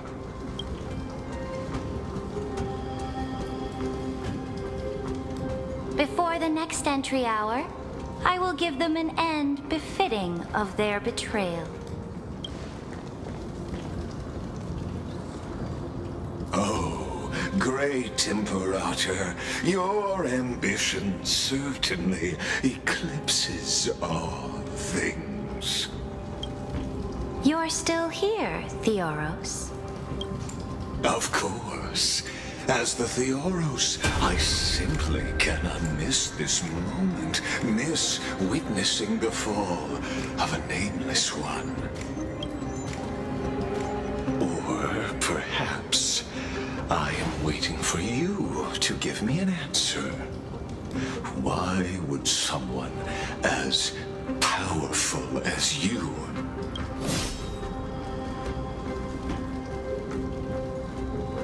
use such a clumsy excuse as imprisonment to ensure the Deliverer's safety?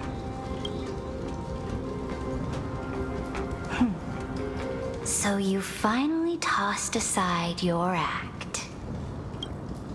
I must point out that you are just as impressive an actor.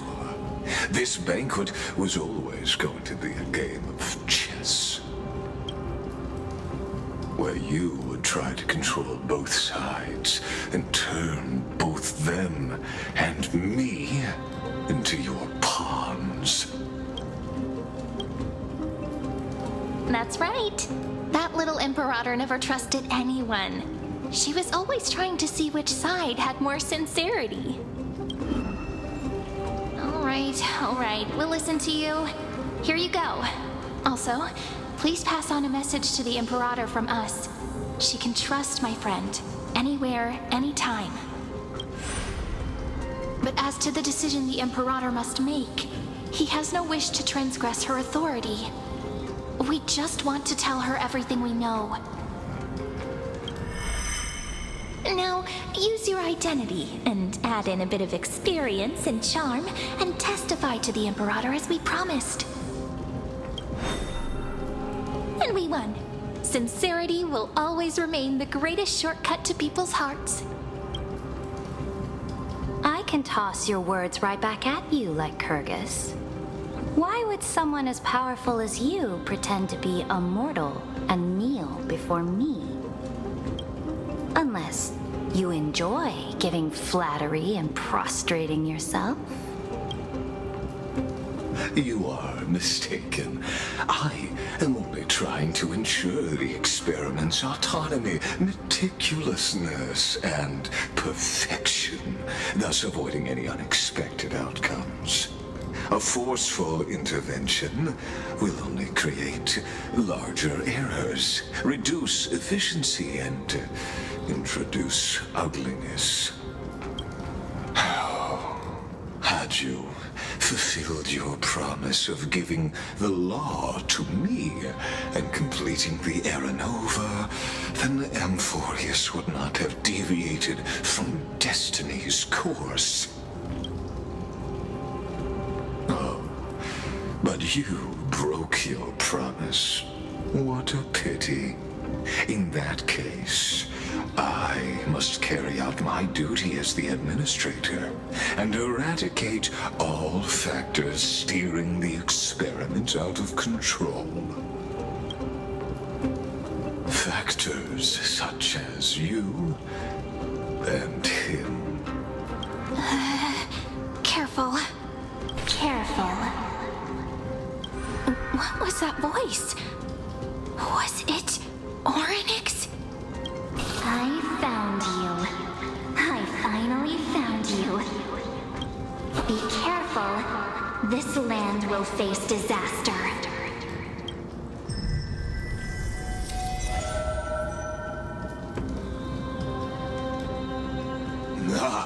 The time of judgment is nigh, my lord.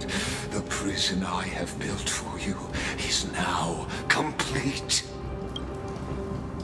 In the name of the erudition, I invite you to step into the same cage as mine.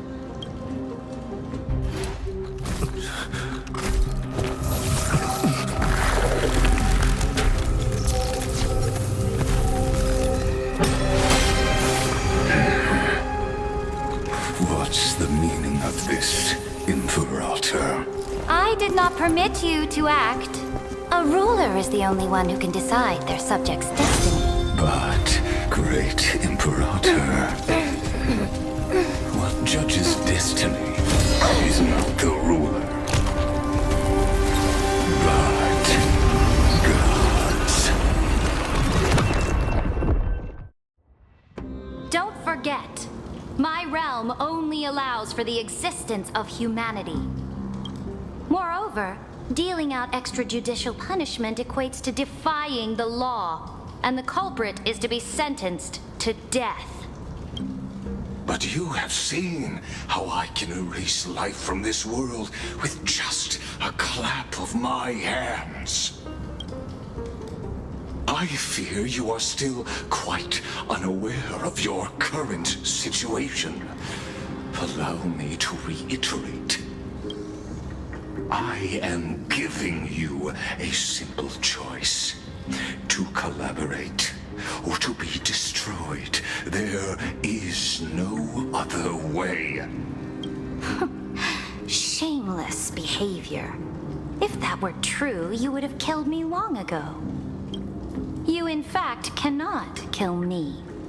I guessed it the first time I beheaded you. Because of the law, you cannot be completely destroyed. And the same is true of the Chrysos heirs. The more you bluff now, the more you are proving that conjecture to be true. What magnificent foresight. I once regarded this precious quality of yours as a sure sign of my ultimate victory. But now, I have to admit that I made a mistake. Yet, as a mere mortal, how will you contend against the Theoros? We are both slaves to hubris. But do you know what differentiates us, Lycurgus? I will never be blinded by my pride. If I wish to break the scale's balance, I only need to appeal to external forces and use them for my own ends.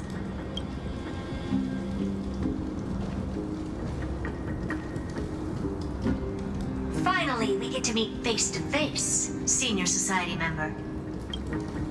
I offer sincere acknowledgments for your many past achievements, but I must deeply regret your current perspective. Trust me when I say that you aren't the only one feeling regret right now, Screwlum. So you two are the allies from beyond the sky the Deliverer spoke of, and why he demanded the divine authority of law. Come and prove your strength to me. Show me the power of these so-called paths. I have spent much time and effort to secure this treasure from beyond the sky just for this moment. In the name of the Sovereign of Planet Screwlum, your allies have responded to your call, esteemed Imperator.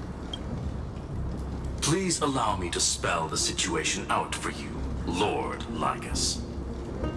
Permission to read the ultimate protocol is already in my hands. It'll only be a matter of time before we acquire the authority to write and execute commands as well. There's no way the flame chase journey will continue after you've burnt your bridges so thoroughly like this. Do you really think you can still win? Oh, seriously, don't embarrass the society.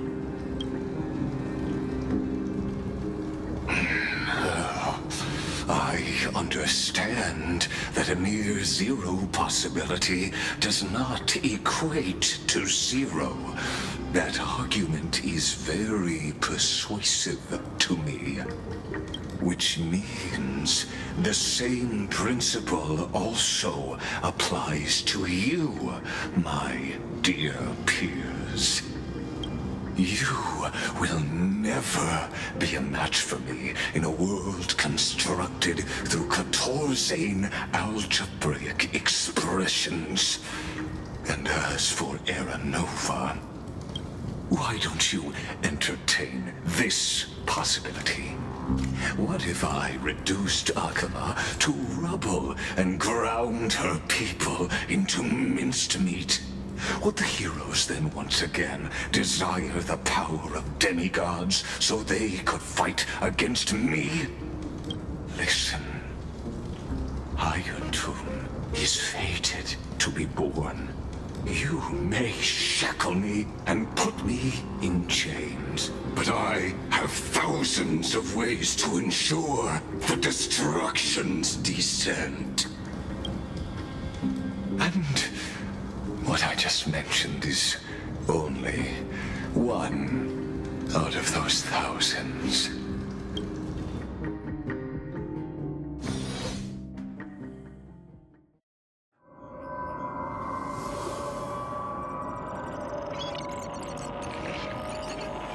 This is the place outside the legends?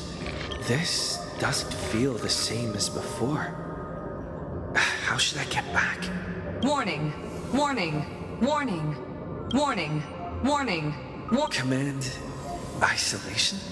Since we parted ways last time, I have modified the exomyth into an audience area exclusive to you.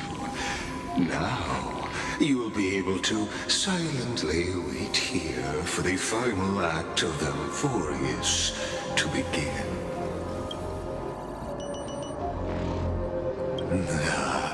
It seems you have already forgotten.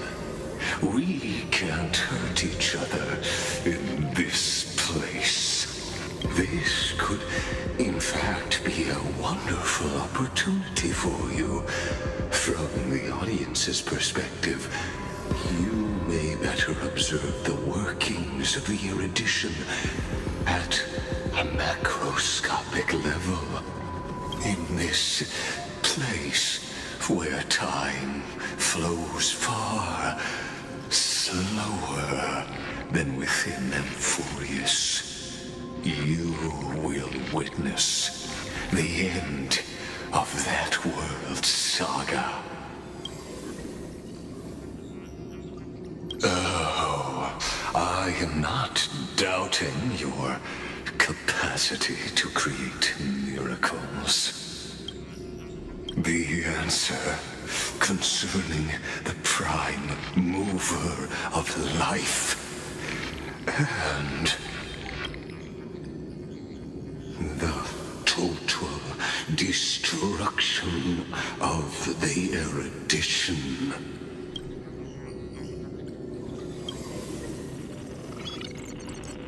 Do you see me as their faithful disciple? I am certainly not.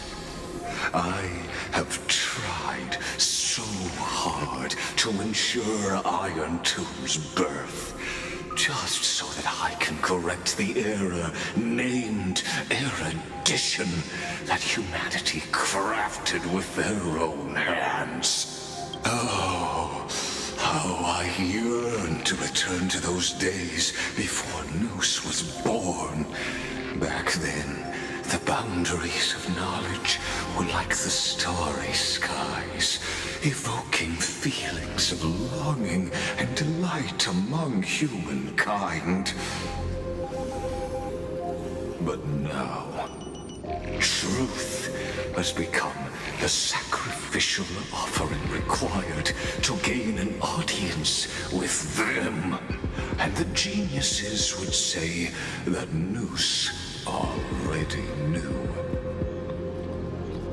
That arrogant Eon was born from the primal mobile of humans' desire for knowledge. Yet, they themselves sealed off humanity's capacity to seek enlightenment. I am simply cutting down a tree of doom that we planted ourselves. I must admit that the process of answering your questions has reminded me of the happy days of learning in my youth. However, it is a pity that my true form must now descend into Amphorius to deal with the accident that arose because of you. But you won't have to wait long. When the curtain falls, you'll surely understand mine and Amphorius's ardent wish. Where time flows slower than within Amphorius.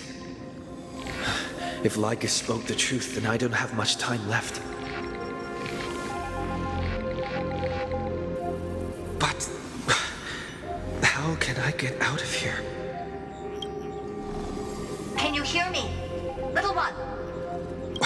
Is that Herda's voice? Warning! Warning! Warning! Hurry up! Put some speed into it! I can't keep this up for much longer! That old Intellitron overlooked one little detail, and Screwy and I finally found an opportunity. Let's keep it short. While you were gone, well, in those few years, Amphorius... Yes, time dilation, resulting in an uneven flow. Don't you know this already? Let's stick to the main points. The Chrysos heirs activated the chronocognitive anchor and helped Skrullum and me open a hole in the firewall. We made some adjustments, so he can't attack us immediately, but it won't hold for long. Critical warning. Critical warning. Time is running out. Here's the conclusion. It'll probably take a long time for Screwy and me to completely break this cage before Chrysos heirs have a full grasp of the law. To be safe, we'll continue to launch side-channel attacks on the system to give you opportunities to escape. You need to seize these opportunities. So start moving, and find a way to pull off a magnificent jailbreak. We detected another path's influence. Critical warning. Critical... Its power is strong. May be able to help use the path's power. Make it detect you. Unauthorized communication terminated. Is Herda saying a certain path's faction has arrived in Amphorius, and I can ask them for help? I mastered the powers of different paths in my previous journeys. Think hard and figure out exactly which faction has arrived at Amphorius, and which path's power I should use to call for reinforcements. Are these showing my memories? With a Stellaron in my body, I woke up at the Herda space station and gained the power of the destruction. A world that'll give rise to a Lord Ravager would definitely draw the attention of the destruction. The Stellaron in my belly is gonna be super useful. But what if I end up pulling in the Antimatter Legion or the Annihilation Gang? Can they really help?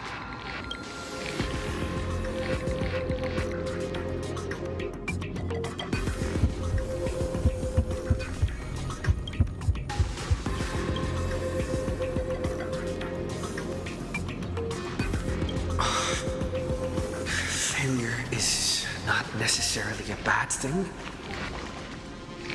This power wasn't gonna call up anyone nice after all.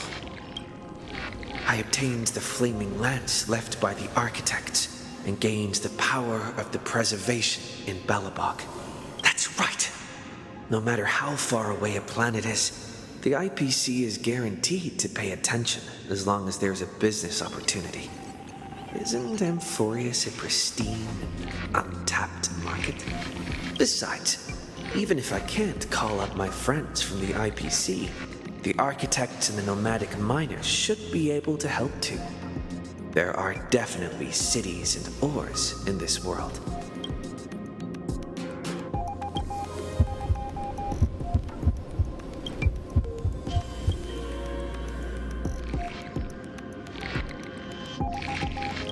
Seems like since Amphorius has no overseas market, the IPC's hand can't reach it. I received the Watchmaker's hat in Penacony and declared war against the Order, and then gained the power of the Harmony. That's right! The benevolent family must still remember me for saving them. Their music echoes throughout the stars, and they'll definitely want to help. Come, dear hat. I've put you aside for quite a few chapters already. Sing with Clocky. The world is in harmony and the stars shine bright.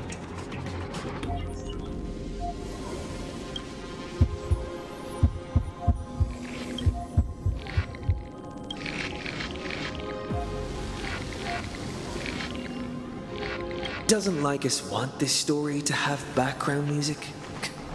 He has such terrible taste. The Remembrance. That's right. I came to Amphorius because Black Swan asked us to come. And I even got a glance from Fu Li here. The Garden of Recollection must be intricately involved with Amphorius. Traces of the Remembrance are also everywhere in this world. I don't know what they want, but I don't have many choices left in this crisis.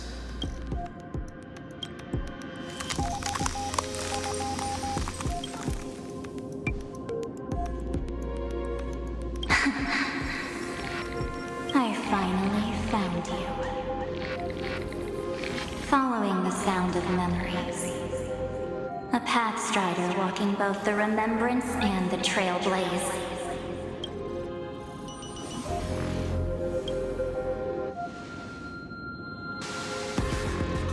Warning! Warning! Warning!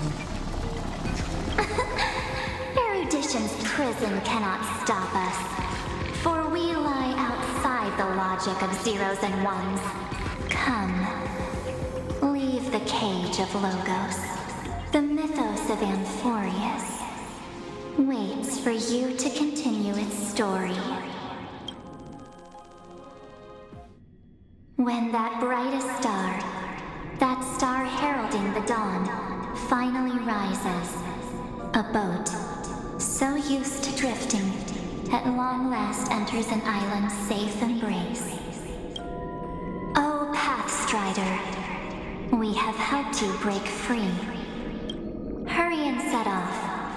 The Child of Remembrance awaits you. March? What's she doing here?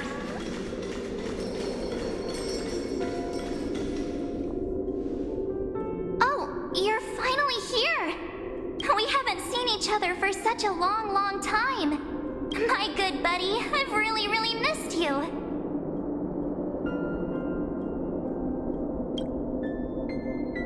Huh? When was I dead? It's been so boring waiting for you in this place.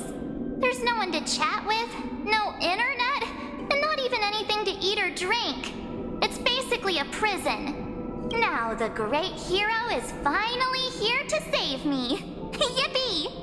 You must have seen a lot in Amphorius during this time, right? You gotta tell me all about it. Then take your time with the storytelling. Or do you not want to talk to me? But let's get out of this spooky place first.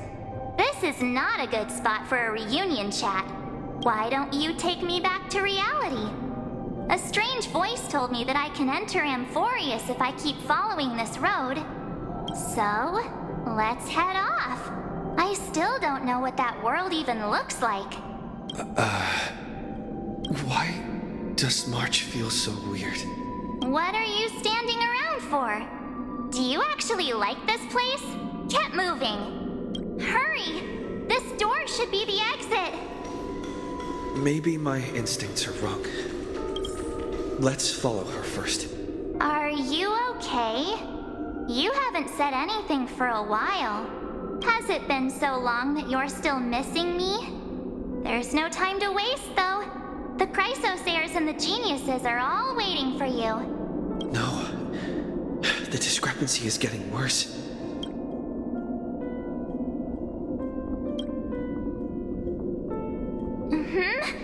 No, he's not. Maybe I just happened to miss him. Never mind. Don Hung's super reliable. We don't need to worry about him. He's probably waiting for us somewhere. All hail and hearty. No. The geniuses would have made sure that Don Hung made it back on the Express. Besides, the March I know wouldn't be so dismissive about her companions. Huh? Isn't Amphorius the world of the Chrysos heirs and their hero's journey? I could figure that out in an instant. But Amphorius cannot be observed from the outside. She couldn't possibly know about these things. Unless Don Hung told her. Something's not right. She's not March 7th. I guess you have something you want to say to me? Then there's no need to feel things out first. With questions. Let's treasure the time we have together and be frank.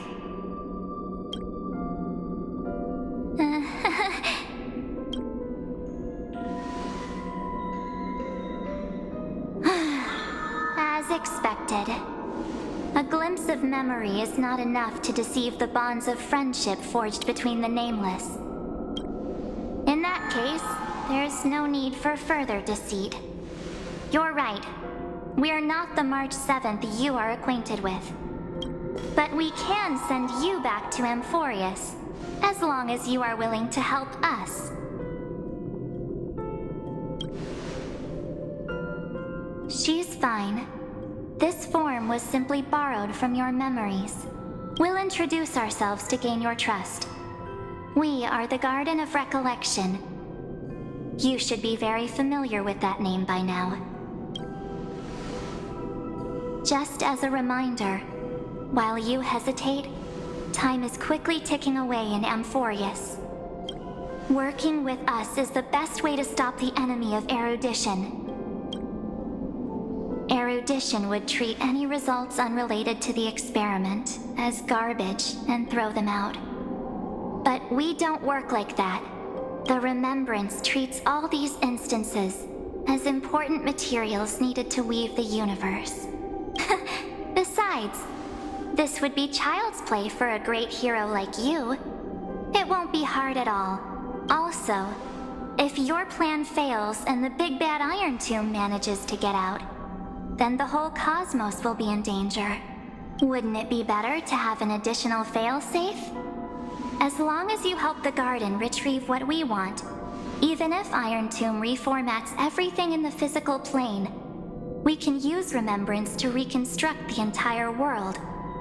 Or should we say, the entire universe? So help us. Find where Amphorius's memory began, and bring it out. The Master of Anosrava has already glanced at you. Don't deny it. That storybook is the best evidence. Say, you aren't seriously gonna be moved by their pretty words, are you?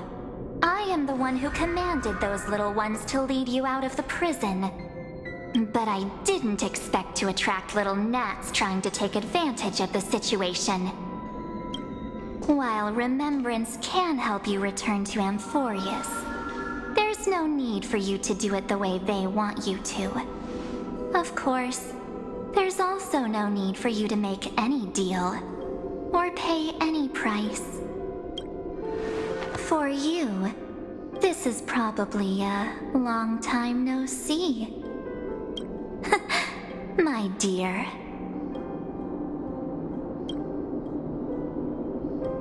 Shh. There's no need to say anything. I know. You have so many questions swirling around in your memories at this moment. And you feel so helpless.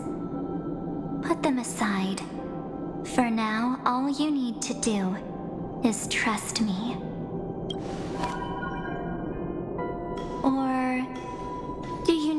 more proof. That won't be hard. Wait, stop it! They're awake! I'm gonna keep our first photo, alright? Won't come to pass while we're around. And now The statue. Is that Don Hung's brother? Oh, did you hear that? She just called me, but my future is full of pain. We won't escape from it. Hey, are you sure? Maybe a couple of punches will help to jog your memory. It's as if they all happened just yesterday, right? I don't want to lie to you, which is why I will not use her name.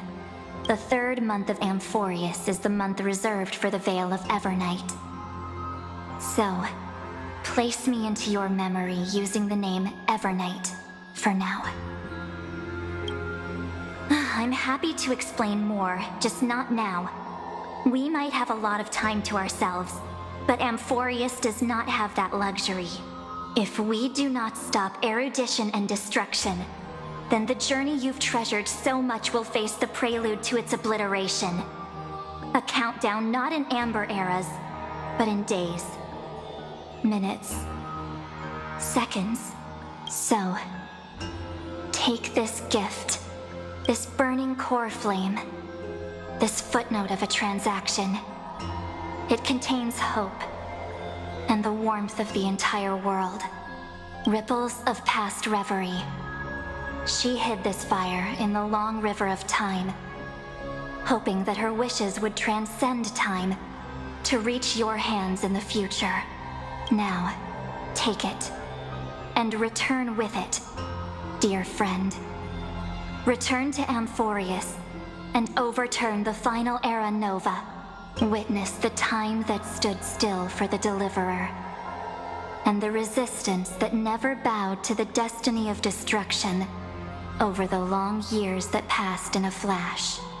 Then, with this core flame blessed by the remembrance, respond to their hopes and blaze a trail to the future.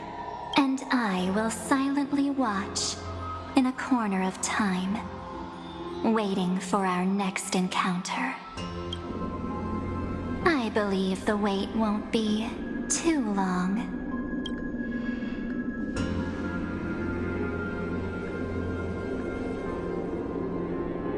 What exactly is happening? Keep going. Keep trailblazing.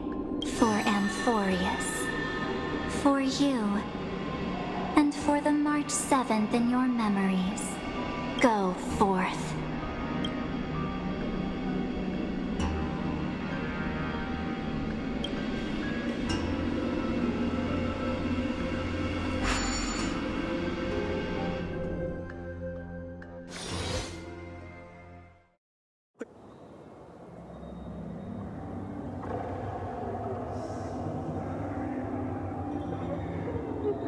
Is this... Akuma?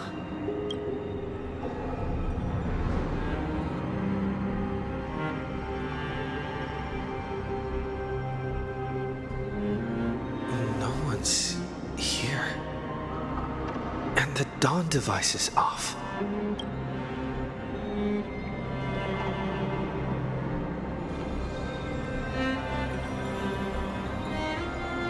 Am I too late?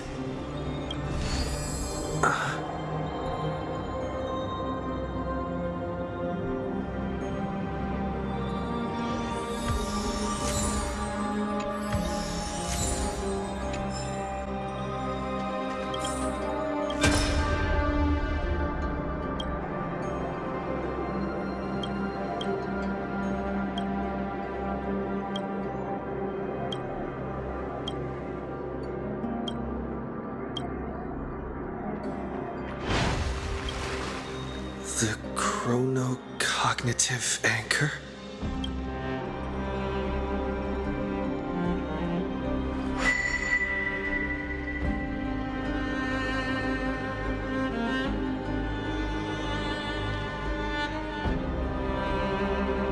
They're so much I wanted to say for our reunion. Yet now that you're back, there's only one thing to say. Welcome back, friend.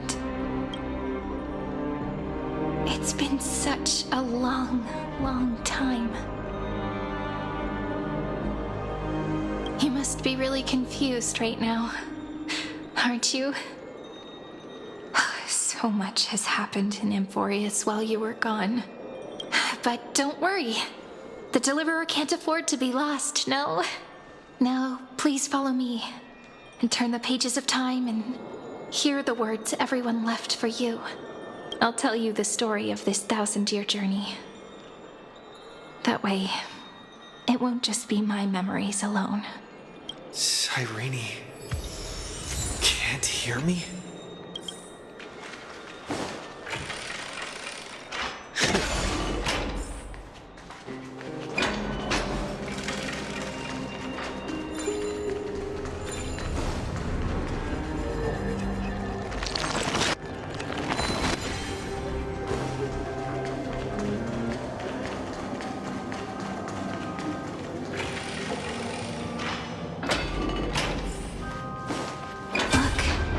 Scenery of the past has resurfaced. Time flies. 200 years have passed since the Deliverer's fall. We had to return 3 core flames of law, romance, and ocean to stop Lygus, but even so, Terravox has fallen. The 2 geniuses vanished without a trace, and Zeridra embraced her fate. At this rate, Era Nova will come, and Amphorius will fall into the destruction. It seems the key to rewriting the end once again lies in the core flame of world-bearing. According to the instructions left behind by those 2 geniuses, we must get it into the Deliverer's hands, no matter the cost.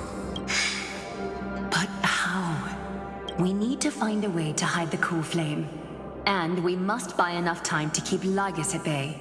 About that, Rini might have some good news. She had that dream again last night, but the Titan's voice was clearer than ever this time. She said, "Pass the flame into the future." Is that a prophecy from Orynyx? She chose to side with humanity this time and hide one of her kin's core flame? It seems Amphorius' fate isn't sealed just yet. You're right. History has changed. Humans and Titans are both giving their all to keep this world going. Perhaps a relay across the ages is finally about to begin somewhere out there. Unfortunately, life will never go smoothly.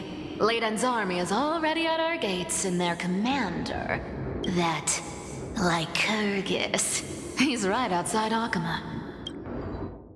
Light calendar 3960. Zeridra, under the pretense of a campaign against Fagusa, sacrificed 500 Chrysos heirs to complete the trial of law. This tragedy shook everyone in Amphorius.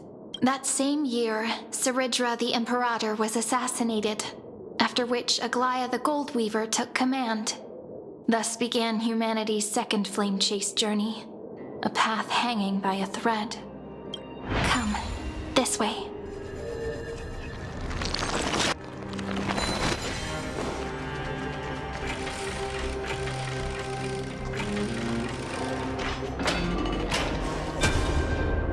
The eternal holy city. The memorial palace lies in ruins. Countless mortals have perished because of your stubborn resistance. It's time you learned the cost of refusal.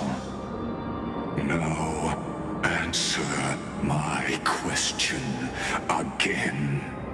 Where is Kefali's core flame?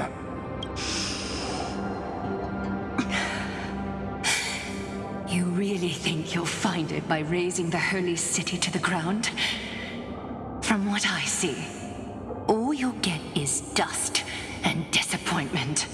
Don't forget, you can't kill the Chrysos heirs mentioned in the prophecy because of law. I have never denied that, which is why I now place my hope in the faithful citizens of Akama. Perhaps they'll give me what I seek in the echo of your screams. Now then, I'll be cutting open your chests and using your scalding golden blood to baptize the masses. Allow me to apologize in advance. We shall start with you, blind and foolish Lady Goldweaver. Leave this to me, Lady Aglaya. You must get away now.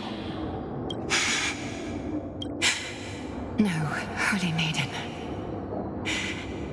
I'm the one who must stay. What? His conspiracy won't succeed. Because Romance is ready to make good on their promise to weave an indestructible armor for Amphorius. Its name is Solidarity. You must escape with your life and carry word of my death to those still fighting. Then keep going with them. Just as the Imperator lit the torch of resistance with her death, my passing will make this flame everlasting. Take good care of it, guide it to the future, and place it into the hands of our deliverer. 50 years later, Lygus led his forces again to Akama. He charged directly into the Holy City and razed the Marmorial Palace. History would name this battle the Third Siege of Akama. 90,000 brave souls gave their lives for Akama that day, including their fearless leader, Aglaya. Go forth, Deliverer.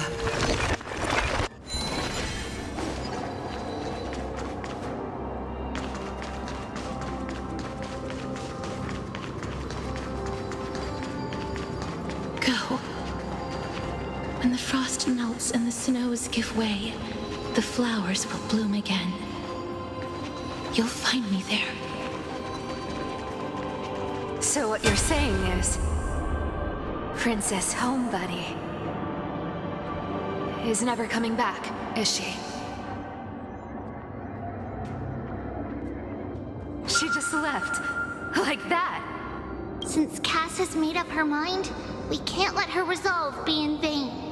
But between staying in Akama and going to Styxia, what difference does it make when it's death either way? I'm against relocating. With Kefali's protection, isn't Akama far safer than that dead city? Cass's plan doesn't involve any relocation at all. Huh? Like you said, Akama is humanity's refuge. We never intended to get everyone moving to Styxia. It's just on Cass, Hycelans, and me to prepare the final trump card for the Deliverer. Wait, what kind of trump card needs all three of you demigods to throw yourselves away? We must lay down the path to the future so when the Deliverer returns, they'll have a clear road to reach the location of Era Nova. Styxia sits where death meets the ocean. There, with the combined powers of ocean and passage, we can summon a current that leads to the vortex of Genesis. And the demigod of death will forever guard that secret path until he returns. We all know Lygus will set his sights on the vortex of Genesis. That's exactly why we have to do this.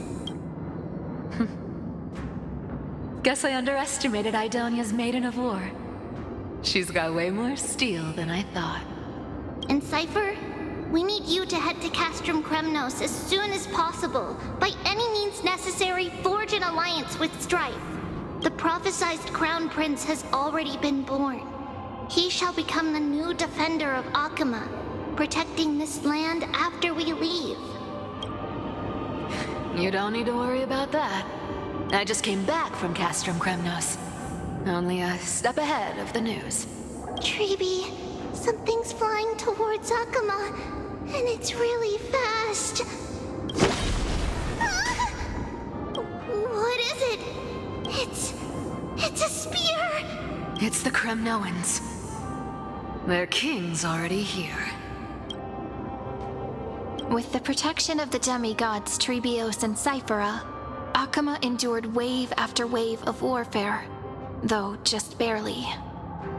Castorus chose Styxia as the last resort, and completed the trial of death, causing the stagnant waters in the River of Souls to recede. Soon after, Trebios departed on a long journey. That same year, the Kremnoan king Euripon, along with his son, Prince Midamos, joined the Alliance to safeguard the Holy City in the Battle of Deliverance.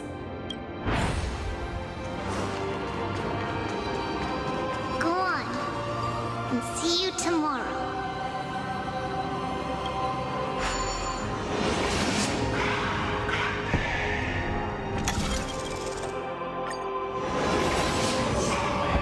Breaking me apart buys this world even one more second.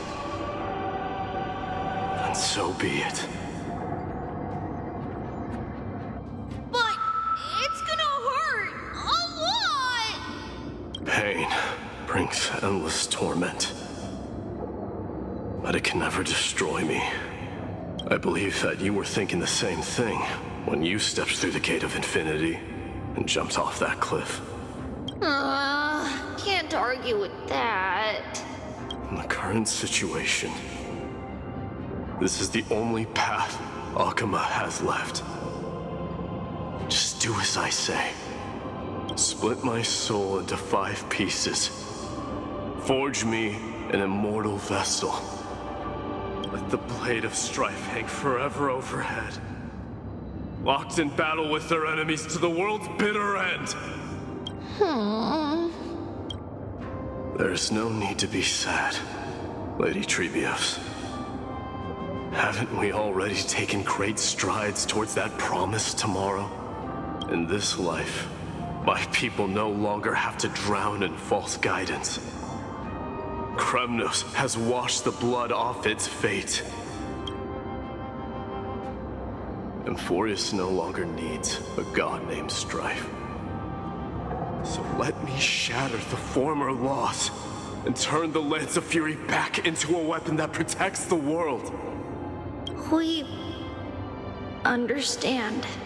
By the way, can you do me another favor? The 7 sages from Grove of Epiphany are already en route. They'll arrive in waves to join the resistance in a couple of days. Among them is a scholar named Anaxagoras. He has extraordinary insight and fears no sacrifice. This soul-rending ceremony wasn't just my decision. It was his counsel. His wisdom will surely be the backbone of Amphoria's survival. Watch over him. Carry on this everlasting flame for me. Through Anaxagoras' ritual, the demigod of strife split his soul into 5. Courage, honor, tenacity, sacrifice, and reason. Each sealed in blood crystal and cast into battle. The people held a 10-day funeral to mourn their fallen god king. And through his sacrifice, humanity was granted 200 years of peace.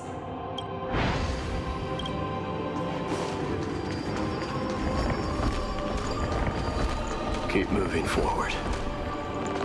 My blood will pave the road ahead for you.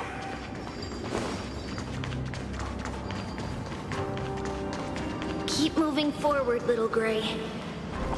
See you tomorrow.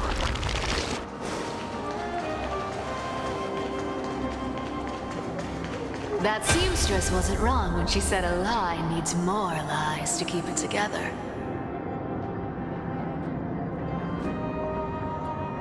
Reason and trickery.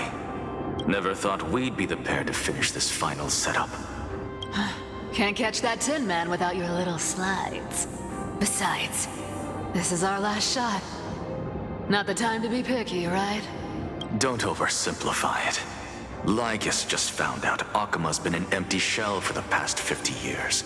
He's bound to be furious. At this rate, he could have done anything. That's exactly what we want. Rage blinds even the brightest minds. Doesn't matter how much of a genius he is, the principle still holds. Once he storms into the council and confronts me head-on, you trigger your alchemy with a boom and turn him into a caged beast. Easier said than done. You still have to pass yourself off as the deliverer without anyone catching on. And you really think a human alchemical array can bind a godlike being? That's just nonsense. What? Getting cold feet? Or you just don't believe in the almighty worth of the demigod of trickery? Just tell me straight. Can you do it or not? Of course I can. And it'll be child's play. But I've got two conditions. Since this is the final act, if we're doing it, we go all in. No half measures. Oh, I'm listening. First, shift the battlefield to the vortex of Genesis. It would be more convincing if the deliverer were to appear there. Besides, the vortex is cut off from the world. No place in Amphorius makes a better prison. If you pull that, wouldn't our deliverer have to face-take Lygus as soon as they come back? That clash is inevitable. All we can do is create more chances for him. And that's the second condition. The vortex belongs to Fagusa in the first place, remember? And there happens to be a demigod of ocean among the few survivors in the world. Loop Hysealand's in. Let her join the final act. I'll transmute myself into a philosopher's stone and embed myself into the formula. And when the time comes, she needs to shatter me and scatter that stone's ashes into the ocean within the vortex. I guess people weren't wrong when they said you're insane, Grove Boy. I've got no idea how to outwit a reclusive genius. But making an anti-Catheran suffer? The demigod of reason has 10,000 ways to do just that. And what I just mentioned was one of them. So what exactly does your formula do? Now that would spoil the climax, wouldn't it? By now, Hyacinth must have completed the Sky People's ritual. Since that Theoros loves a good performance as much as I do, let's make sure he enjoys our show to the fullest. As for how the Deliverer will complete the Era Nova, well, that will no longer be our concern. It was the last battle known to the world, initiated by two demigods least suited for war. In the end, reason and trickery kept their word. At the cost of their lives, they sealed Lygus within the vortex of Genesis, where he remains to this day. Go forth. Finish the greatness left undone. Quit overthinking! Just run! Keep running, and that'll be enough. Kyrie? It's dead quiet here. Akima will stand eternal. Decipher's lie is crumbled after all.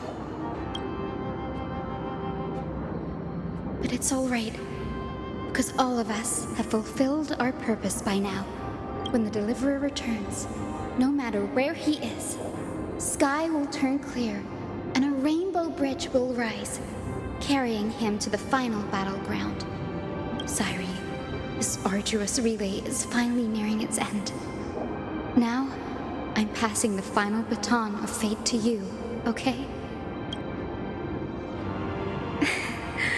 No, that's not quite right. After all, it was you and him who lit the first spark of this journey, wasn't it?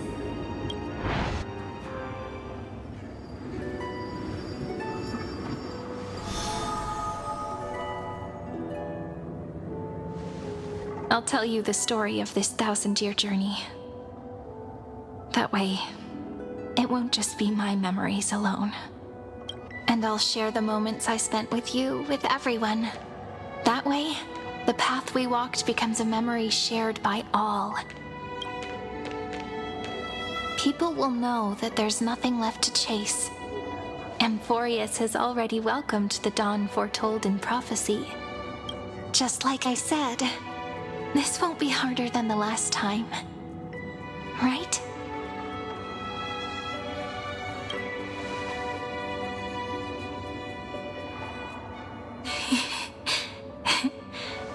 I wonder what kind of expression you're wearing right now. Probably the same as always. Calm, resolute, and brimming with confidence. If I have the chance, I'd love to see it again. Because it's really been far too long since we parted.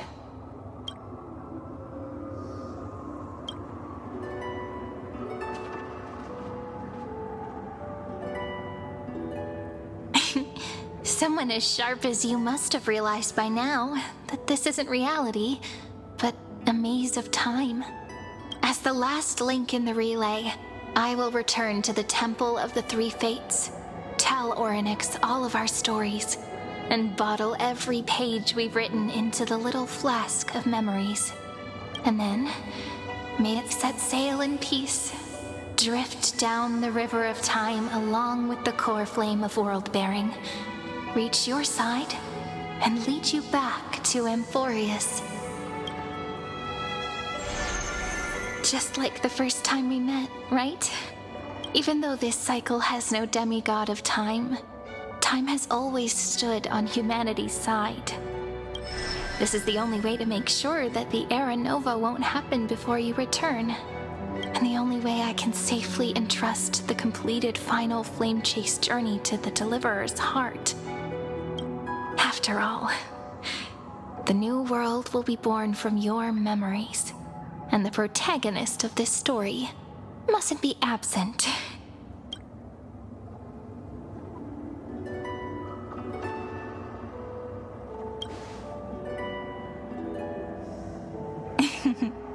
I believe you will never let us down, just like always.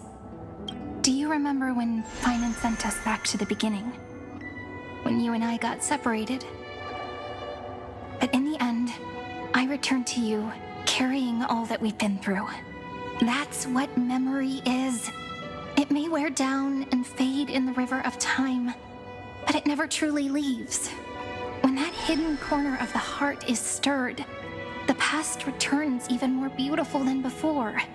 So don't worry.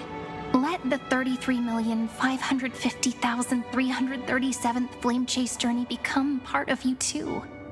I've gotten a lot better at it with the experience from the last time. Next, you will head to Styxia and find the Vortex's entrance guarded by the demigod of Ocean before charging toward the final battlefield.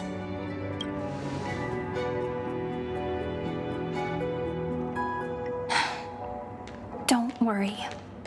I'll be with you. All of us will. Even Finan. We'll stand with the Deliverer. So say a short goodbye, then set off, just like we promised at the start. Toss away all unnecessary worries and troubles, and bring our smiles and determination into tomorrow.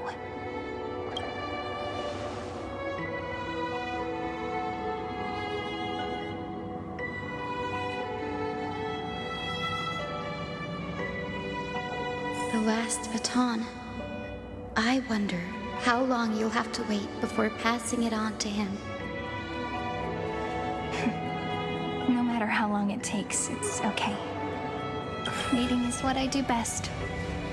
After all, it took 33 million cycles for him to arrive in our world. What's a few moments more?